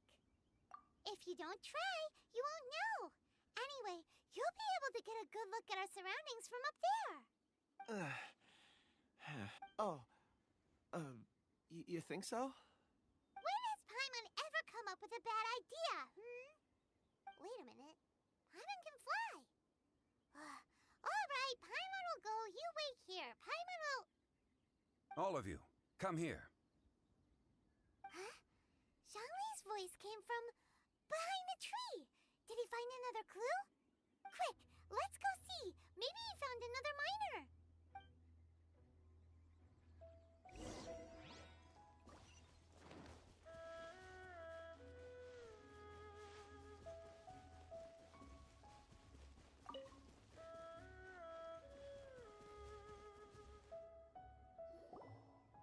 This has been newly dug. It would appear our answer is up ahead. Is that a voice coming from the tunnel? Someone else go first. Compose yourselves. I will lead us in. There is an unusual presence emanating from inside the tunnel. Prepare yourselves and tread lightly.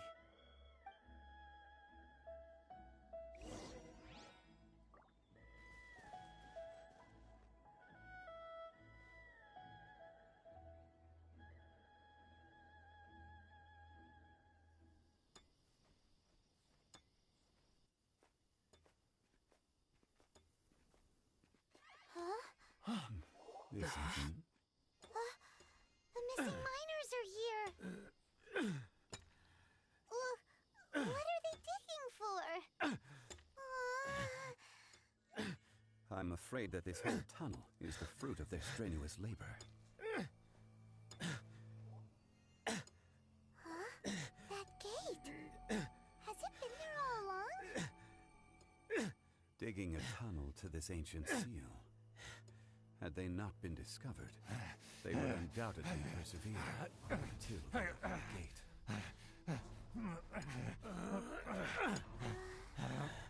So behind the seal, there's...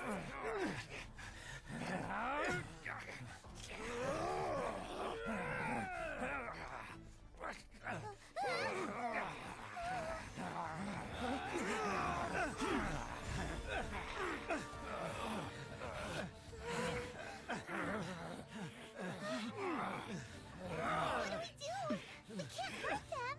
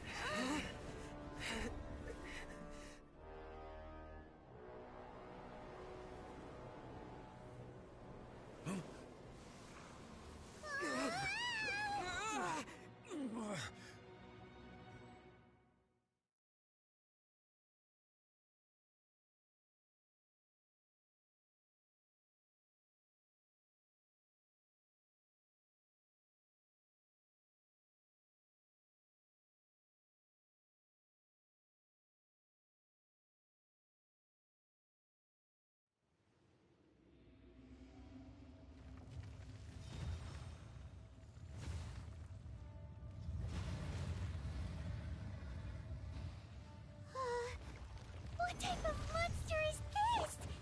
Morax, you arrived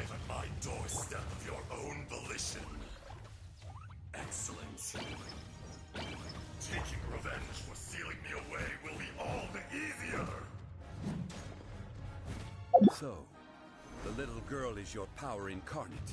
But if you recall, Ishtaha, this is not how we intended for events to transpire. Waste not your words. Your life is mine.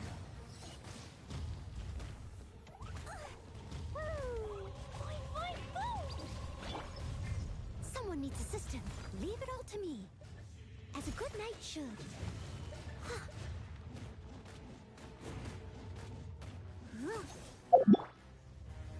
Gather! Oz, reveal thyself. Let me scry.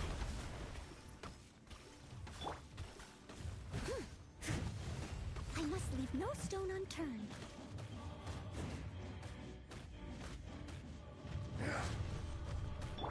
Blazing delight! From rock Yumpty to dumpty dust. go! Is once not enough? You would forsake me again? If that is what you choose to believe, so be it. He who bears the weight of memory is destined to shoulder the burden of truth, as it ought to be.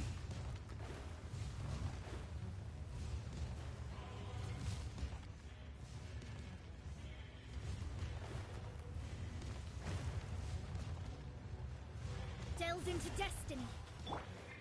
I, by royal decree. Gather! Order guide you. Leave it all to me.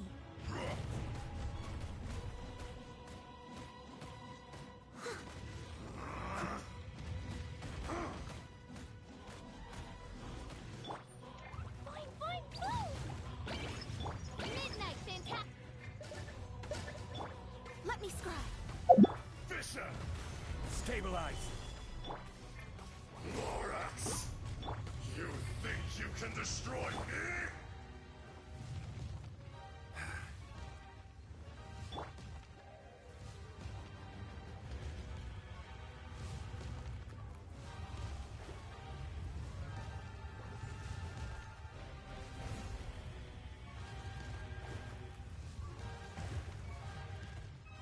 Shadows of fate.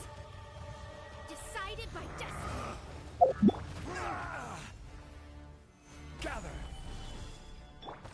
I'm as a dutiful maid would.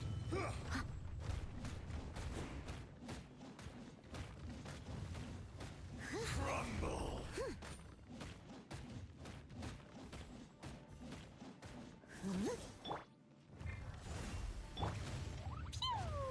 Fine, fine, boom! Gather! This is order! Steady as. The enraged earth will not absolve you! La la la. Da da da.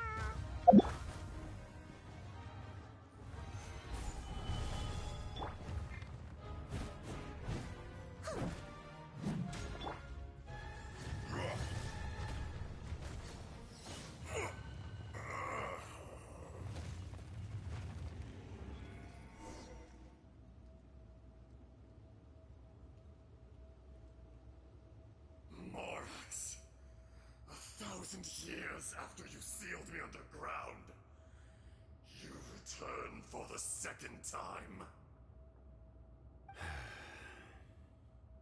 You should call it by its name, Ishtaha. Fate. Fate? Fate?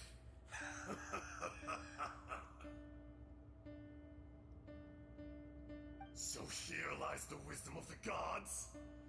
Destroy all deemed redundant. Enlist tyrants to ravage the wilderness. No. You have forgotten. That voice! Ishtaha. Huh? Kunjun? Morax. It's been a while. You're... Ishtaha. The very same. During the battle, you imbued us with your power.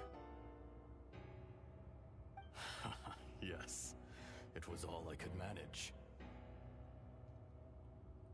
Forgive me for concealing the truth, traveler. There were things that only became clear to me upon reaching this tree. Allow me to elaborate. I am not Ajdaha the whole, but a fragment. Heaven and earth, yin and yang, opposing forces.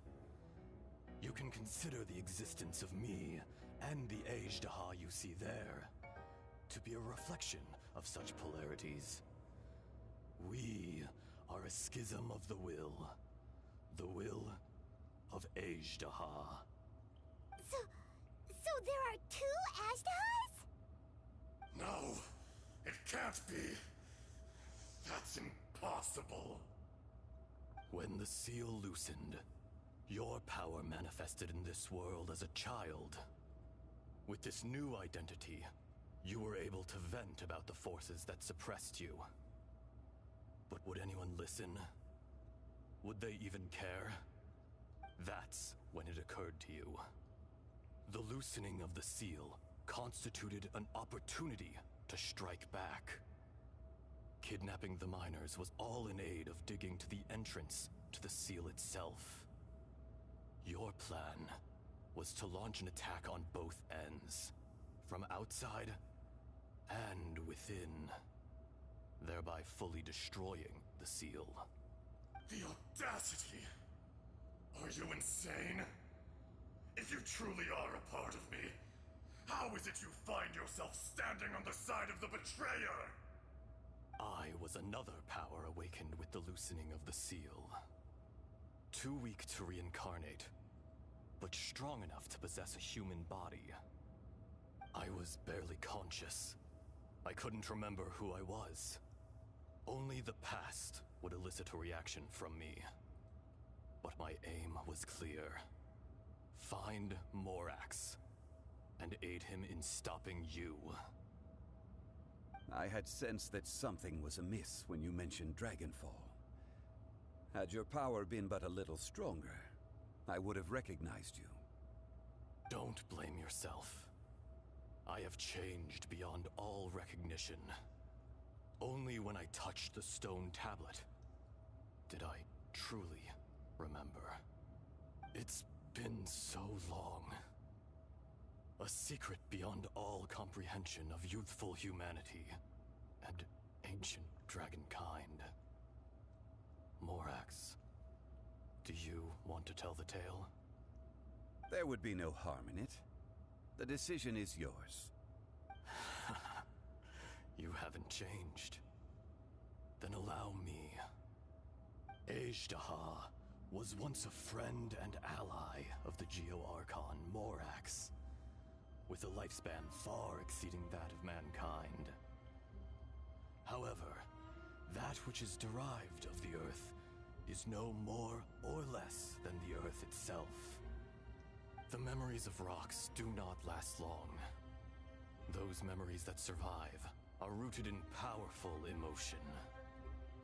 But as time passes, so these memories fade into obscurity. Erosion is the world's greatest destroyer of memories. Erosion ground Ajdaha's consciousness into oblivion.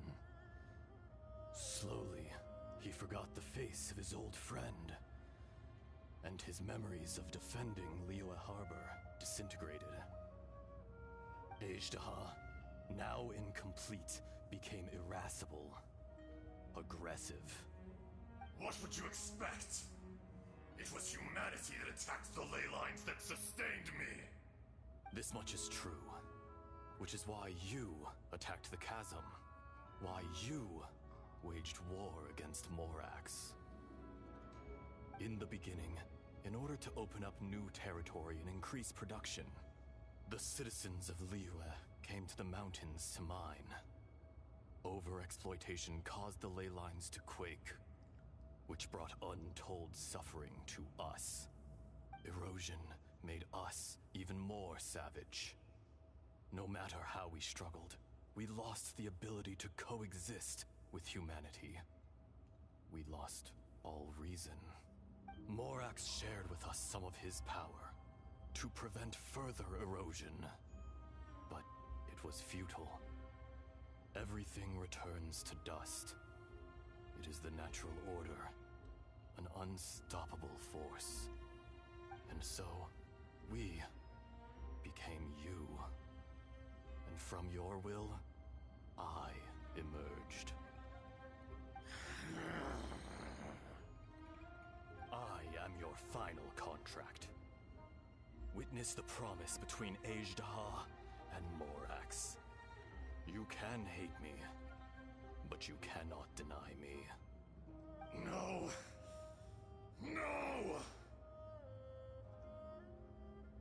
I am the remnants of Ajdaha's benevolence, the echo of a contract set in stone. I harbor a willingness to go further, a willingness to coexist peacefully with mankind. No, no! It is I, Ajdaha, forged of elemental crystal, bearer of the weight and memories of the earth, older than the mountains and the oceans that decides. I will not swear allegiance to this insect. Morax is not an insect. A lord over insects is nothing but an insect in turn. You forgot yourself. Nobody held Morax in higher regard than you or I. That which you have forgotten, I hold here in my heart. If you are the memory of the Earth, then I am the memory of coexistence. Of coexistence with humanity. All powers under heaven, rise and fall of land and sea. A star appears within the wild. A sun ascends as bright as jade. Strange. What is this feeling?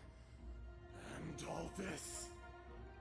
You are spent, and I will soon disappear. Before I do, heed these words.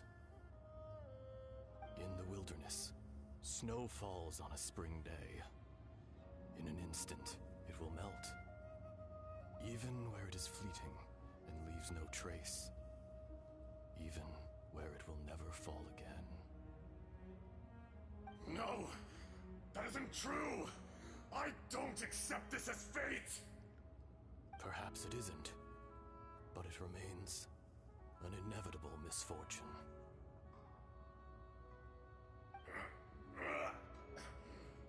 More axe! The little girl vanished. Are you satisfied, Ajdaha? I had to make amends. Satisfaction had no part in it. So, Morax, you call yourself Zhongli these days? I do. Well, I'm afraid old habits die hard. To me, As you please. I never did forget your gift of sight. I hardly lifted a finger. Think nothing of it. And yet, you could see. You wouldn't know the yearning of a blind dragon, searching for the sun. A pair of eyes, from Morax to Ajdaha. This, I will remember this.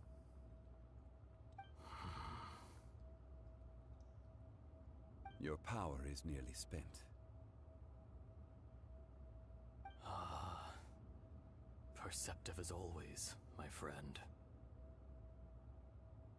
Shall we get going, you and I? Surely the pressing matter is still that of the miners trapped outside the seal. Indeed. Hence the need to get going. To fix the damage left in your wake. Straight down to business as always. Let's go.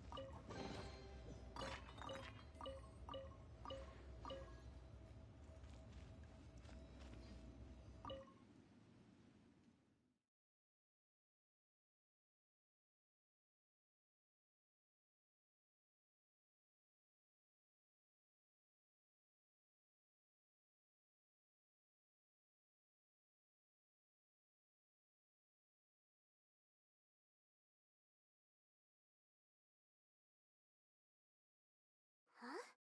How did we get here? We need to go back and check on the miners.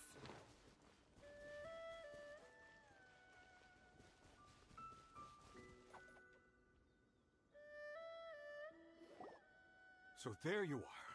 My men and I found your clues and followed them straight here. We found Mao in a tent at the campsite unconscious. It seems he'll be okay. Sadly, we found no trace of the other three. Huh? Young Kun, what is... Nothing. Pay it no mind. Those three miners are over there, in that cave. Cave? What happened? They're exhausted, but not in danger. Don't worry. Right. Well, thank you, all of you. I better go and see how they're doing. So you're taking them back to Liyue Harbor? That's right. Can I come with you? No problem. You rescued my men. I'll be happy to assist all of you in any way I can. I'll be back soon. I need to assess their condition. Kunjun, we should be calling you Ezdaha. You're coming back to Liyue Harbor too, right? Not I. Merely this body. Once I'm gone, the true owner will accompany the miners back to Liyue. Kunjun hails from a family of famous artisans. He too will be famous in time. It would be a shame for someone of his talent to go missing. You always did have a great admiration for blacksmiths. Curious how swords and daggers are blind, yet their creators see so much. Perhaps empathy is mankind's proudest achievement after all. Ezdaha, I am no longer the Geo-Archon. I can sense it. Today I am just an ordinary citizen of Liyue. Even you met such a fate.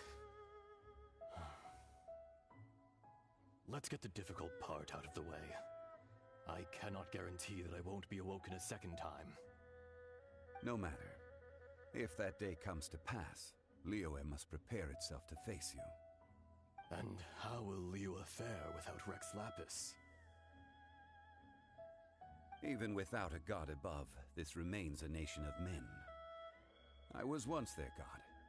I ought to be here to witness their rise and fall.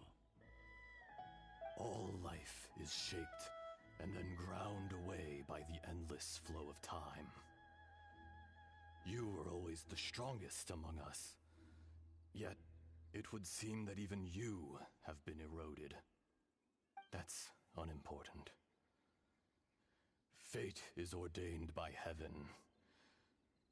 Even if our mission had already concluded, it would be cowardly not to strike out on the road of departure.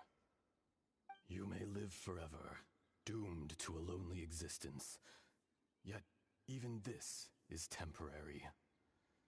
When you reach the end of time, those people, those past and future relationships predetermined by fate,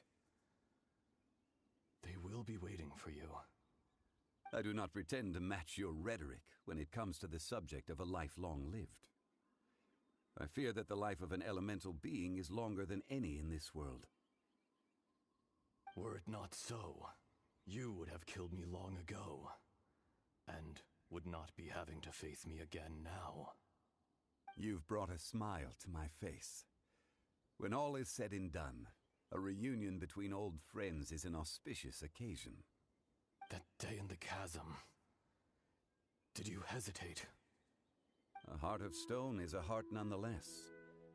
But I am the god of contracts, and was for a time a god of the people of Liyue. You chose justice, but did not forsake your kindness.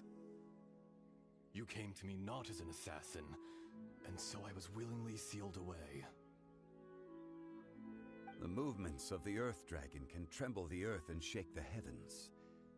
With your abilities, even at my full strength, I struggled to confront you, let alone seal you away.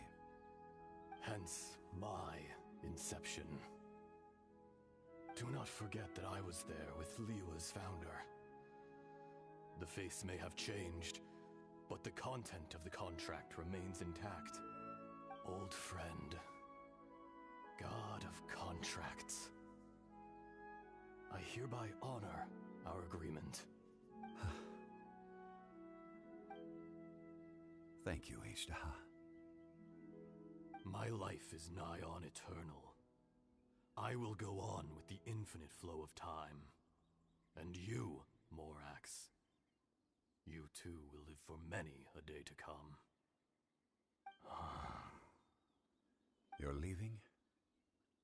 If it is fated, Morax, we will meet again.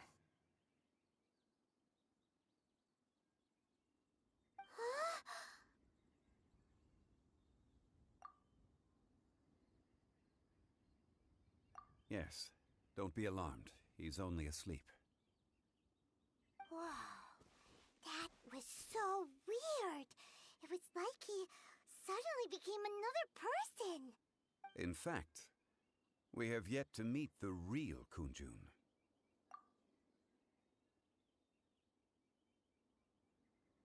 He was. Centuries may have passed since then, but events from 1,000 years ago remain crystal clear in my mind.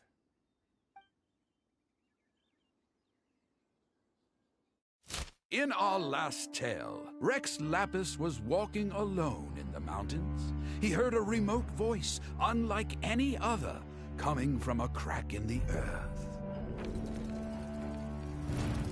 Most of the ancient Geo life forms that live below Liyue are blind, having not seen the sunlight for an age. The voice was sometimes sad and song-like.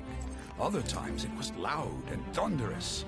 The Lord of Geo searched here and there before finally unearthing a strange stone from the bedrock. That's how Ashtaha was. I answered his wish and took him above ground.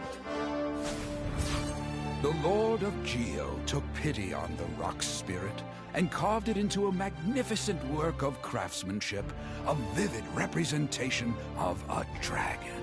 I bestowed him with a pair of eyes to see the world and came to an agreement with him. With his fingers, he made 2 eyes. Quicker than words could tell, lightning flashed and thunder roared, and a living, breathing dragon soared into the clouds! I agreed to let him live among the people above ground. But if the day ever came when he brought ruin to order, he would once again be sealed in the dark. The dragon accompanied the Lord of Geo, fighting campaigns alongside him in the 4 corners of the world. We have a saying to eulogize these events. The crash of a spear brought billowing dust. The mountains and waters made way at the sound. The sight of a dragon bestowed with a touch the promise of rainwater blessing the ground.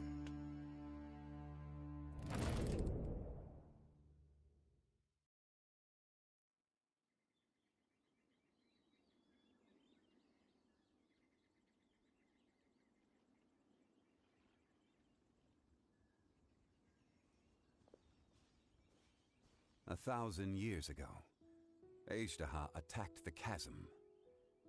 I tried to obstruct him, fighting him tooth and nail down the length and breadth of the mine. Finally, I brought him down and sealed him underground. During that battle, Dragonfall was born. Ajdaha could sense the stone. Subconsciously, he wanted to use it to find me. Despite being the victor, I could not claim to be stronger than he, and in his heart, he still retained an ounce of goodwill towards me, towards Liyue, towards life above ground. He was willing to be sealed away, but as the erosion set in, he forgot. Even I cannot avoid it, but there is something I understand better than most. When the door opens, it is time to leave. The greater the power, the greater the danger erosion may bring about. The millennia may come and go, but even a stone may tire. Personally sealing away an old friend. This is just one form of erosion I have endured. People abandon and surrender the things they love to pursue the right path. Perhaps this is the erosion imposed on me by the natural order of this world. That I was a god of mankind. My identity may change, but my eyes will bear witness to the history of humanity. You still care a lot about Liyue. Call it part of my duty. I must thank you both. No worries! Oh? About what? Oh yeah, Paimon nearly forgot! So, not long ago, we met a guy called Dane. He told us about Conria and the punishment of the gods. That's when we realized that those events were connected to the person we're searching for. Zhongli, you're a god. You've lived through thousands of years of history. Surely you experienced the incident?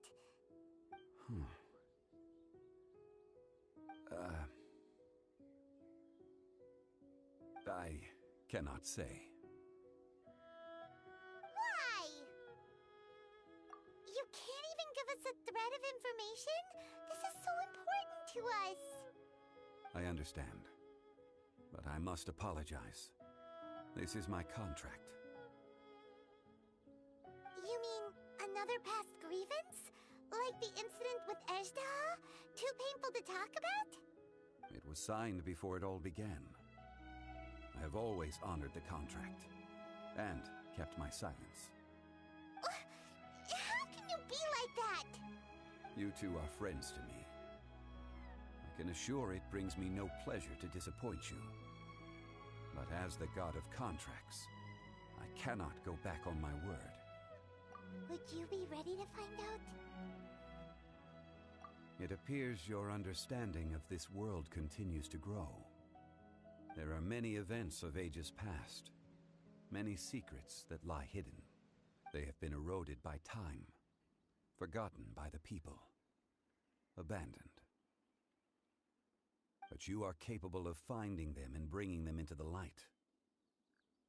Those who come to witness will witness. Those who are born to remember will remember. If you take the same road as that person, there may be more difficulties ahead.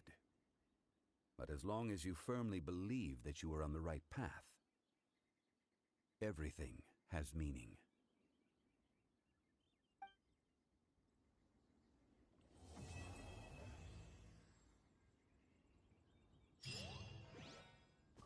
This tablet was erected by Mountain Shaper. It names Ajdaha as a terrible dragon, and serves as a warning for later generations to stay away from this place, from the seal. It's a shame. There is a fine line between good and evil.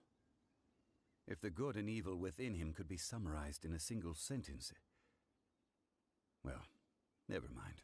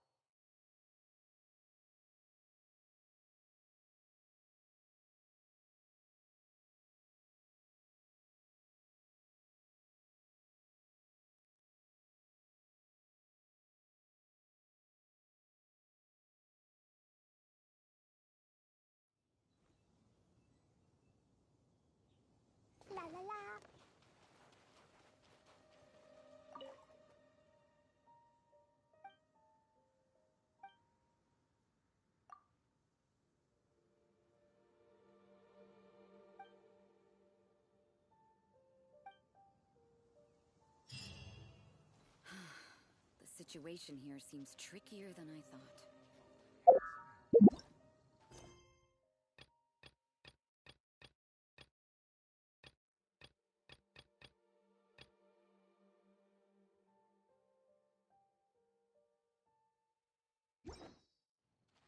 Come and have some hot soup. Or you...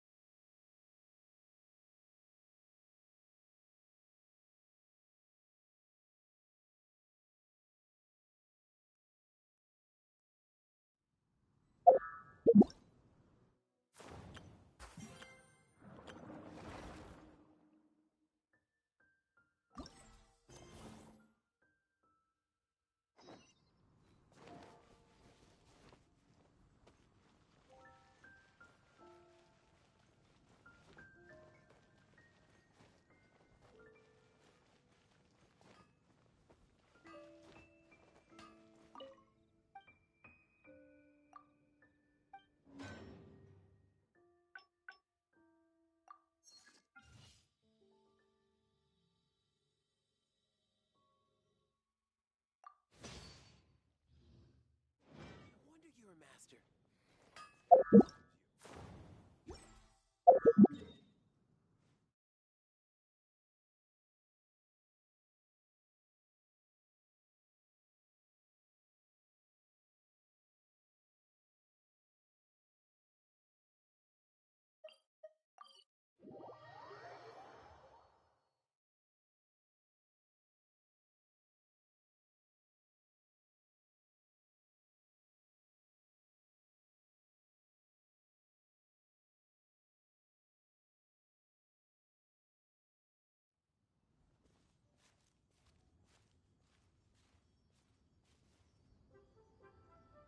Are you okay?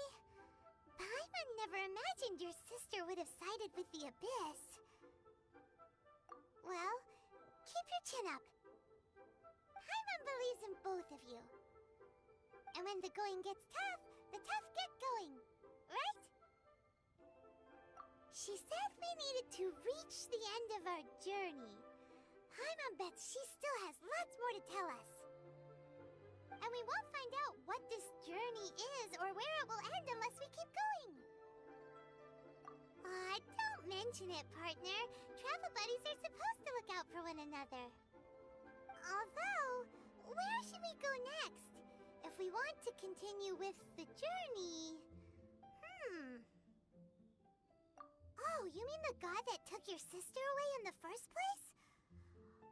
You're right. After all, everything that followed, all this confusion, it all started with her. Yeah, Paimon bets she's the key to understanding this whole mystery. Well, we've ruled out two gods so far, the Animo and Geo Archons. So, next... Paimon doesn't think we can simply walk into Inazuma. Zhongli said it was a closed nation. We'll have to find some other way in. Why don't we ask someone from Inazuma how to gain entrance? Oh, Paimon's thought of someone already! Atsuko, in Liyue Harbor! She's from Inazuma! Let's see what she has to say.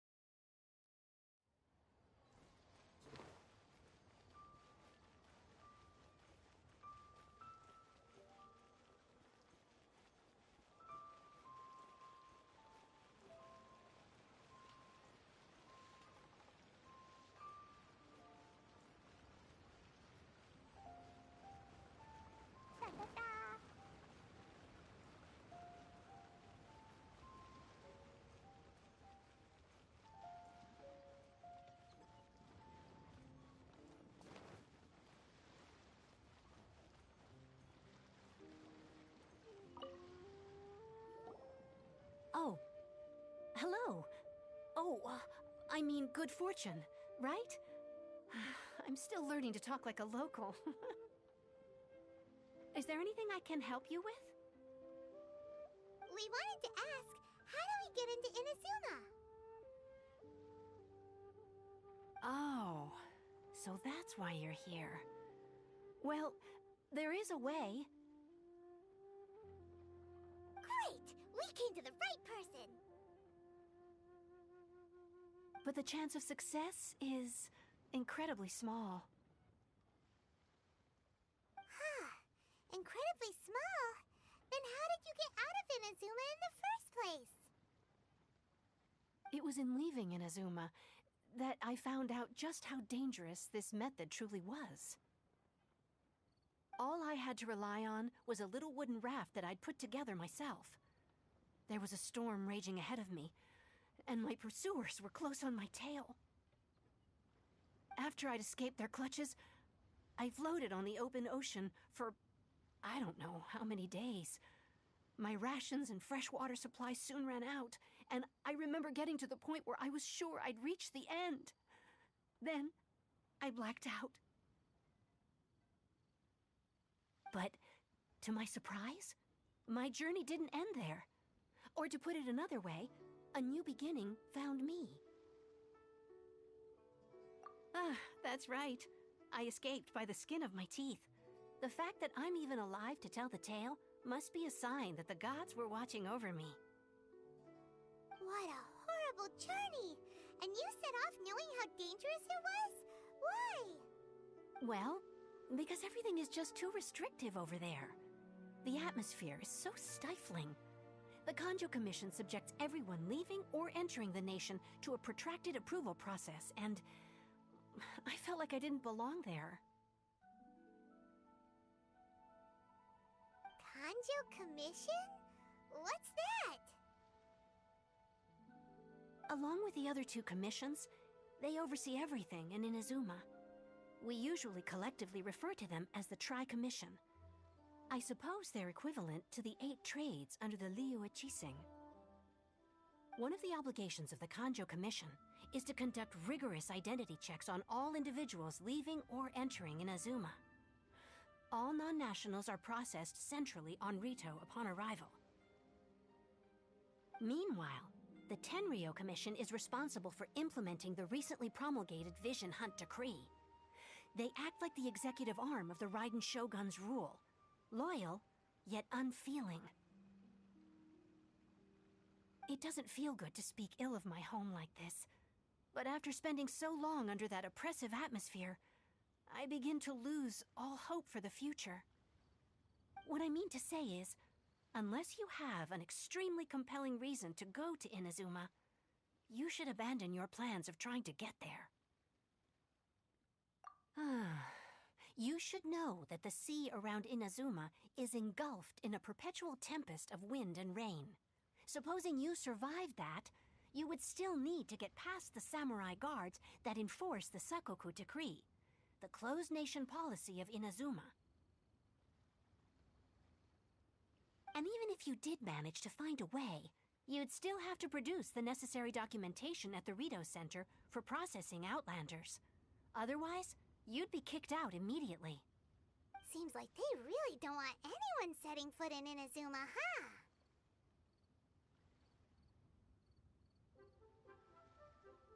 They only set that up as a port to guarantee a supply of goods and information to the island. Most Outlanders would be unable to acquire the documentation needed. But if you really are set on going, there is one thing you could try. The raft idea sounds a little on the dangerous side. Plus, Paimon would definitely get seasick. That's not what I meant. You could ask someone from the Crux Fleet if they have some way of getting you to Inazuma. They're well known in Liyue. Voyaging far and wide has made them a well-traveled group with a wide range of experiences. They may just know how to break through the storm. But it's an armed fleet, right? Why would they agree to a request like this? That part is up to you. If you're able to persuade their captain, Beidou, Then the hardest part will be out of the way.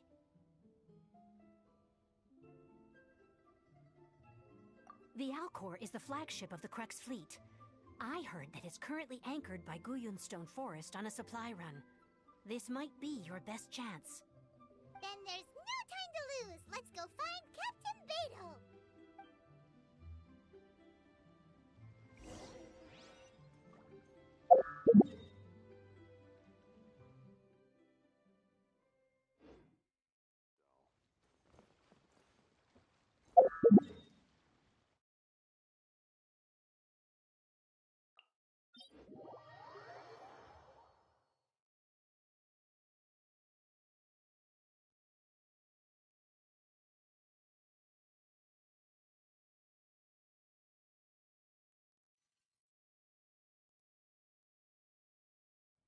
Dodoko?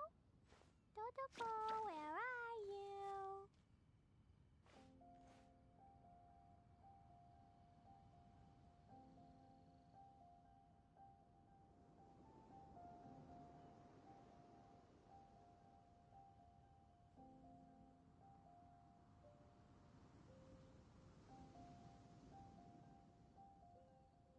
These bombs, so heavy.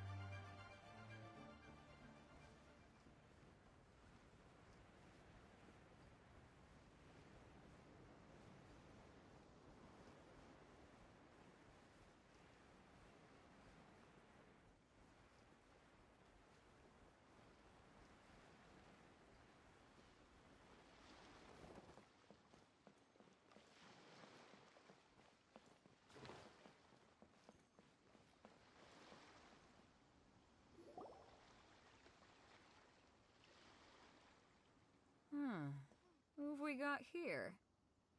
Wait, I know you. You're that traveler, aren't you? The one who fought against the Fatui and Osile, right? Ningguang told me about you. A traveler of great insight and remarkable skill has saved Liyue, she said. She's a hard one to please, so praise from her is high praise indeed. I remember thinking at the time that it'd be good to meet you in person. Judging by the clothes on your back and this floating thing, I guess that time has come.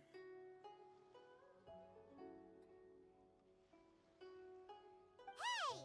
The name's not Floating Thing, it's Paimon! Paimon? What a fascinating being. You two give off not only the essence of wind and earth, but also of... yes, the stars. Huh? The fragrance of what now? That's the weirdest compliment Paimon's ever heard. Pay it no heed. I mean only to say I am certain that it is by fate, not chance alone, that we should meet. And that gives our encounter meaning. You're not far off, but they go by a different name in Inazuma. This young man is Kaidahara Kazuha, a temporary addition to my crew for reasons I won't bore you with. Occasionally he opens his mouth and flowers come out instead of words. With this fine ship and the soft sea breeze, would it not be romantically irresponsible of me not to acknowledge it with a line or two of poetry? Well, I can't argue with that. Okay, then. Once the clash is underway, I'll give you a chance to perform. Only if the mood takes me, of course. Poetry for poetry's sake tends to lack meaning. Hey, you don't want to pass this opportunity up too easily, especially seeing as our great hero here might be in attendance. Oh, wait a minute. What's the clash? Also, just to clarify, by great hero, do you mean... Huh? I thought you might be here to sign up. You're telling me you've never even heard of it? The Crux Clash is a martial arts tournament that I hold. There'll be a whole bunch of folks taking part to showcase their talents. There are 2 important rules. 1, competitors must be renowned fighters. We want those with real martial arts ability, not just people taking part for the fun of it. So, you've got nothing to worry about there. I don't think there's anyone out there who hasn't heard of you. 2, you can't take part if you've got a vision. Otherwise, things get a little one-sided. You must be feeling confident, but you might want to watch out. There are a few crouching tigers and hidden dragons lurking around in Liyue. And with Liyue's savior taking part in the tournament, now that's gonna turn a few heads. I think we can expect a healthy turnout this time.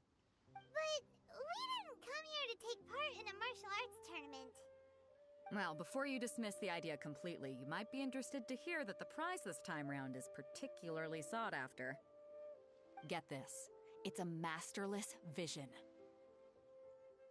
Supplied by myself, as a matter of fact. If the tournament champion can reawaken that vision, it belongs to them. Is there really such thing as a masterless vision?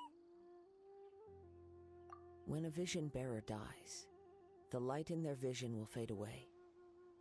But the shell that housed that light remains. As for whether this shell has any practical application, well, this remains to be seen. But my intuition tells me that while it remains in the world, it may just be possible for someone else to inherit it. Yep, and the way I see it, a vision is a badge of recognition from the gods. So if anyone's able to rekindle it, it's gotta be an individual of exceptional strength and talent. Organizing the clash is my way of uncovering hidden talents, and hopefully this time, getting a vision to glow again. So if you don't have a vision, this is the perfect opportunity to get your hands on one of your very own. Yeah, we're interested in getting to Inazuma, not fighting in some tournament. Inazuma? You want to go there? Well, why didn't you say so? Inazuma? No sweat. In that case, if you win the tournament, I'll give you a choice. Masterless Vision, or a ticket to Inazuma aboard the Alcor. Up to you. You just want him to take part in your tournament! What's wrong with that? The more talent we have, the better the tournament will be. I couldn't let a competitor like you fall through the net. What are we gonna do? Looks like we pretty much have to do this tournament if we want to get to Inazuma, huh? Great. Then let's get you signed up. Head to the tournament arena in Guyun Stone Forest. Kazuha and I will be over soon. It seems like it will only be a matter of time before the answer is revealed.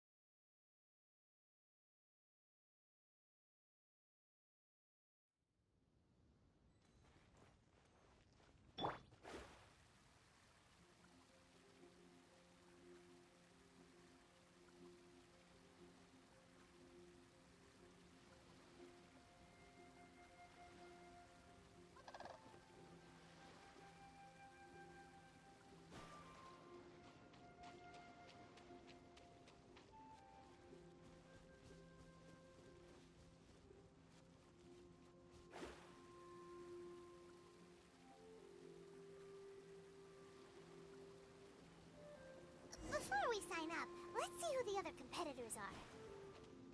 Bayer said that they had to be renowned fighters. Who will we be up against?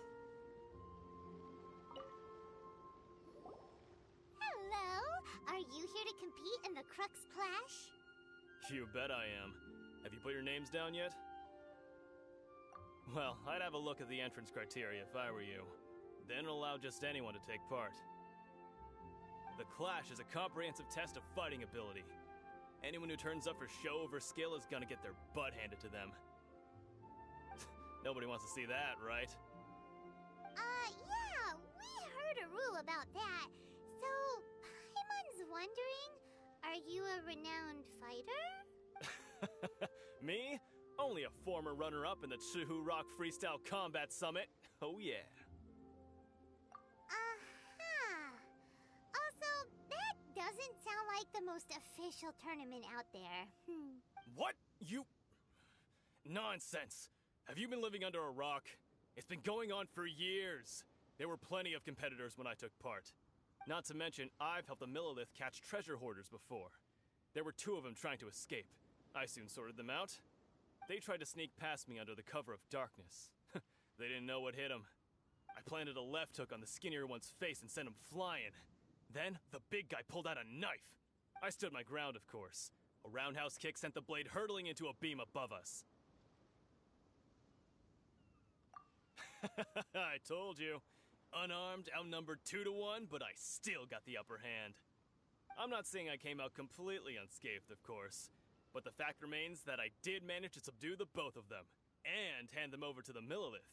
I received quite the commendation. Oh yeah. But for us, even 4 or 5 treasure hoarders at a time is all in a day's work. Alright, we're gonna keep looking around. I'll see you in the arena, but I don't plan on losing to a pair of children anytime soon.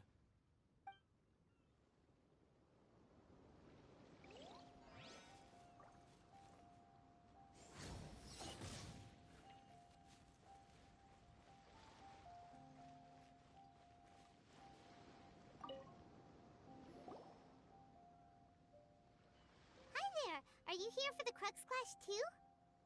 That's right. Nothing beats real-life combat for honing your skills. That's what our master taught us. But this tournament is more than just a chance to put training into practice. It's also a chance for us to obtain the masterless vision. Exactly. With a vision, we'd quickly become our master's top students. This master of yours must be pretty incredible, huh? Are they someone famous? Famous?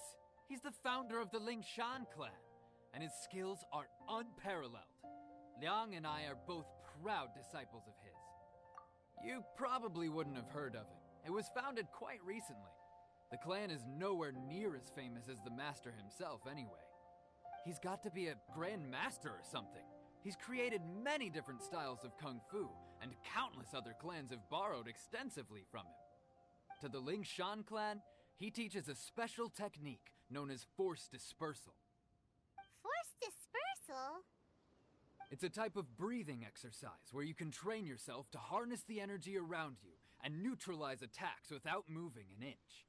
For example, our master can use it to alter the path of an attacking fist, or change the direction of an incoming stone, all without breaking a sweat.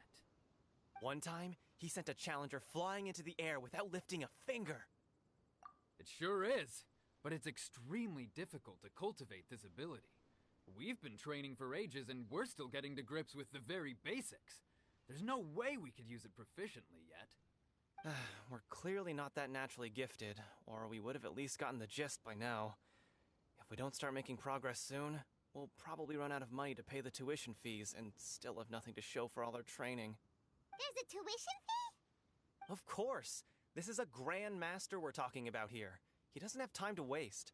If you want face-to-face training, you've got to show you're sincere about it. But here we are, having trained under him directly all this time without even a hint of improvement. Master is getting increasingly impatient with us. Recently, though, we heard that a Vision Bearer joined the Guhua clan and made pretty much instant progress in their training. So, if we can get our hands on a vision too, maybe we can finally make our master proud. Well, we have to try something new. Otherwise, we're stuck in the same situation. Exactly. It can't hurt to try. And if it turns out it does work, the Lingshan clan will go down in history. Folks will come from far and wide. Heck, we could even become the dominant martial arts clan in all of Liyue. See you in the arena.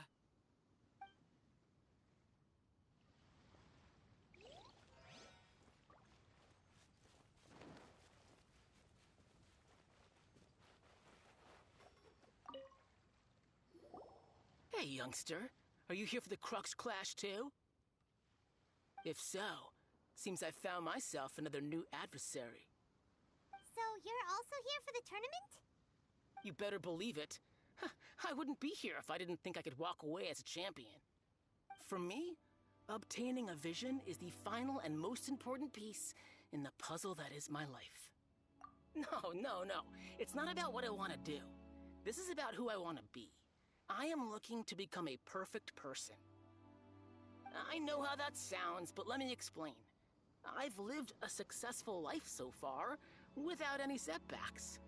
I've passed every exam I've ever taken, enjoyed numerous successful business ventures, and seemed to get on with just about everyone socially. In most people's eyes, I am already the very embodiment of the perfect person. Though, of course, I'd never let the praise get to my head. I know I haven't reached perfection yet, because there's one thing I'm still missing. A vision. You have so much self-confidence. That's not important. I have a contact in the Crux fleet who was happy to vouch for me, so they very kindly made special arrangements on my behalf. I've also brought along a bit of an entourage for moral support. It's such a blessing, really, to have so many good friends in my neighborhood. Of course, I also put in a few good days' practice, concentrating mostly on rare and esoteric styles of Kung Fu. As a high achiever by nature, I'm confident I've done enough to guarantee my victory in this tournament. I seem to have gained another fan. Don't let my aura overwhelm you, though. You'll need your wits about you today. Now then, if you don't mind, I need to finish my pre-competition routine. It's not too long now before you'll get to see me in action.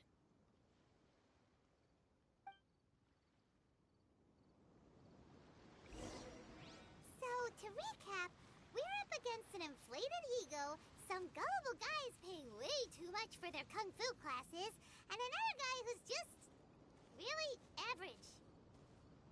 Seems like you've got a pretty good chance of winning this thing. Come on, let's go sign up.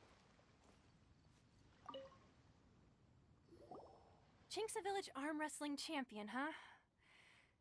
All right, you're signed up. Next, please. What's your name? Wait, aren't you? Did I hear that right? Is it really them? Huh? Aren't they a vision bearer, though? Why are they trying to enter the clash? I have to ask, aren't you the traveler that helped Liyue fight off that ancient god? Oh, it's really him! The one that spoke with Lady Kuching at the rite of parting. Oh, I wonder if I can get his autograph later. I trust you are aware that, only those without visions can enter the tournament? Really? But from what I've heard, the things you're capable of in combat are nothing short of extraordinary. You walk into the most dangerous situations imaginable, face off against all sorts of monsters, even the Fatui, and always come out on top. Yep, he still doesn't have a vision, though. See for yourself. My apologies. I didn't mean to be rude. I'm sure a great hero like yourself would have no reason to lie. Now, could I ask you to provide a few claims to fame? It's just a formality for you, of course, but I have to make a record of competitors' achievements as part of the sign-up process. So far, I've got defeated the ancient god Osile, so that's one. Do you have any others? Yeah, put that down. And also, defeated the Fatui Harbinger child. Whoa.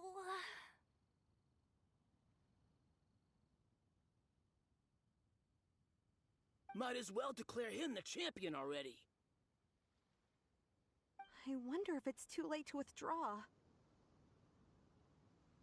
Okay, that's plenty. Actually, this is the most dazzling track record I've ever seen. By a long shot. Right, your registration is complete. Now, a brief word about the prize. A great hero such as yourself can surely only be here for one thing. To win the tournament and claim the grand prize, namely, a vision. Oh, we're not here for that. We're here because Captain Beto promised to take us to Inazuma if we win the tournament. There's another prize, too? Oh, first I've heard of it. Beto must have upped the stakes this time to attract top talent. But why would anyone want to go somewhere as dangerous as Inazuma? I see.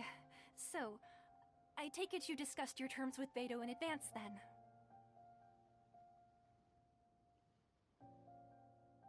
Well, I'm sure a great hero has an important reason for being here.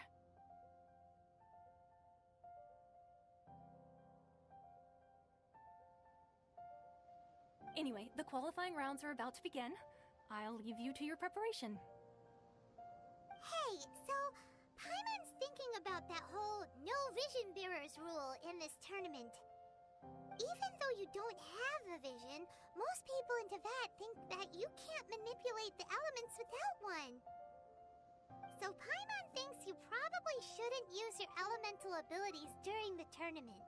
You know, just to avoid any misunderstandings. In any case, looking at the competition, it should still be pretty easy for you to win, even without using any elements, right? Alright, it's showtime! You got this! You seem like you're raring to go. Are you ready to compete? Good. Then please follow me into the arena.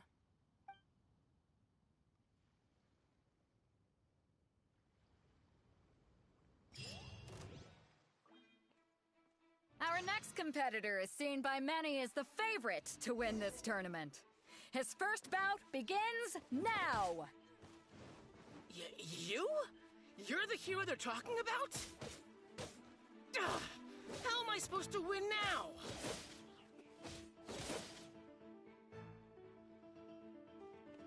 What a strange guy. Why was he so confident to begin with? Well, now that we've won, let's go and see Beto. She'll probably have something to say to us.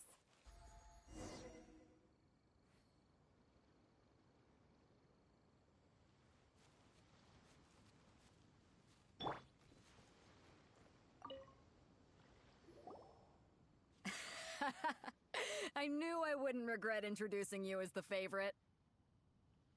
So, what do you think, Kazuha? He totally dominated that guy and did it with style, too. Impressive. But I also observed our favorite exercise some restraint, as if to protect the opponent from serious harm. Well, I've fought my fair share of battles, both big and small. And I say, after the show he put on just now, he's more than convinced me of his ability. So come on, we all know you've got a wide vocabulary in there. Can't you spare a word or two to congratulate our up-and-coming champion? All right. Let me think how to aptly phrase these words of praise. You fought well.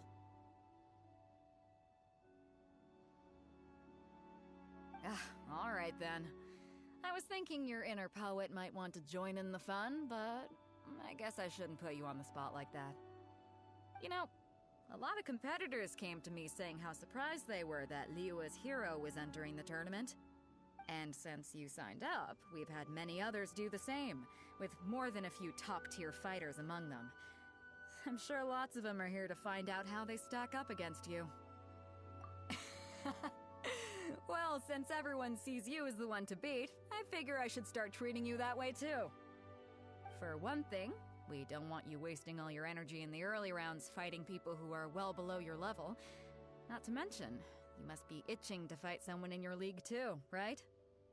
So, I'm putting you straight through to the semifinals. Huh? But we only just started the qualifiers. Seems like a crazy system if we just skip straight to the semifinals. This is how Captain Beto works. You won't persuade her otherwise. Besides, at your level, you would have made it to the semifinals anyway. Huh. To be fair, Paimon was thinking that too. Alright, I'm gonna watch some more of the tournament. If there's any potential contenders for you out there, I want to know who they are and what they're about.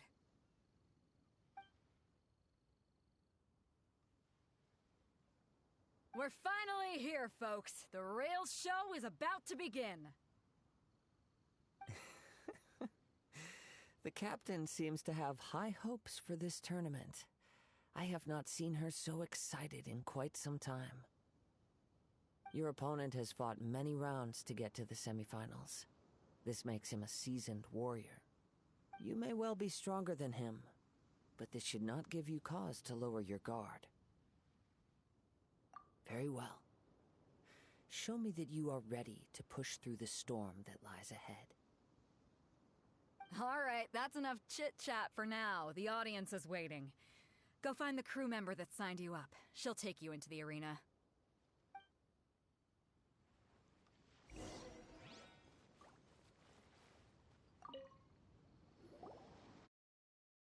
In the semifinals is new to the Crux Clash, but he has quickly become the dark horse of the tournament. I do not doubt your abilities, but I would suggest that you make sure you are fully prepared before you begin. Relax. My guy's at the top of his game. He ain't gonna lose. Okay, follow me.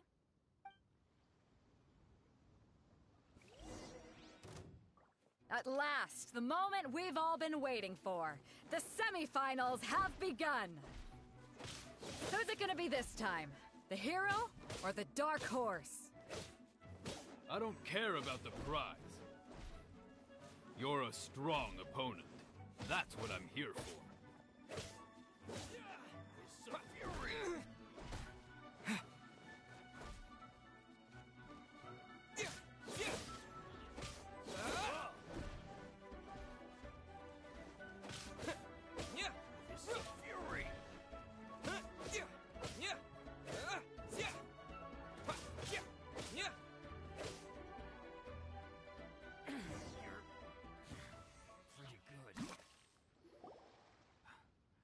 Sweating all over.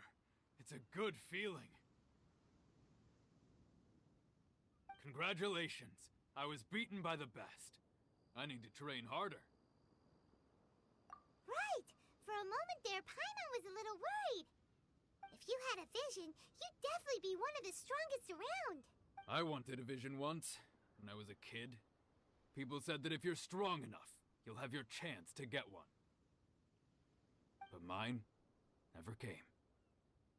I lost interest eventually. You can't depend on a vision like you can your own body. I've fought and won against vision bearers before. The power they have was given to them by the gods. I don't envy it. Huh? You mean you didn't sign up to try and get your hands on that masterless vision? No, I didn't. I only wanted to pit myself against other fighters and see who was the strongest. Only in defeat can you understand your weaknesses and learn from them. So I'm pleased with today's outcome. I don't often have the pleasure of experiencing defeat. Wow! Now that's true strength talking. If you have the chance in the future, please come and spar with me again. I will be stronger next time. By the way, do you know who else made it into the finals? Is it gonna be someone even tougher than you? Whether they'll be as tough as me, I don't know. But what I have heard is that they're extremely quick. So don't get too cocky.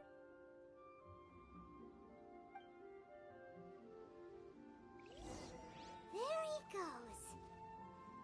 Maybe we should ask around, see what we can find out about our opponent in the final round. Paimon thinks we might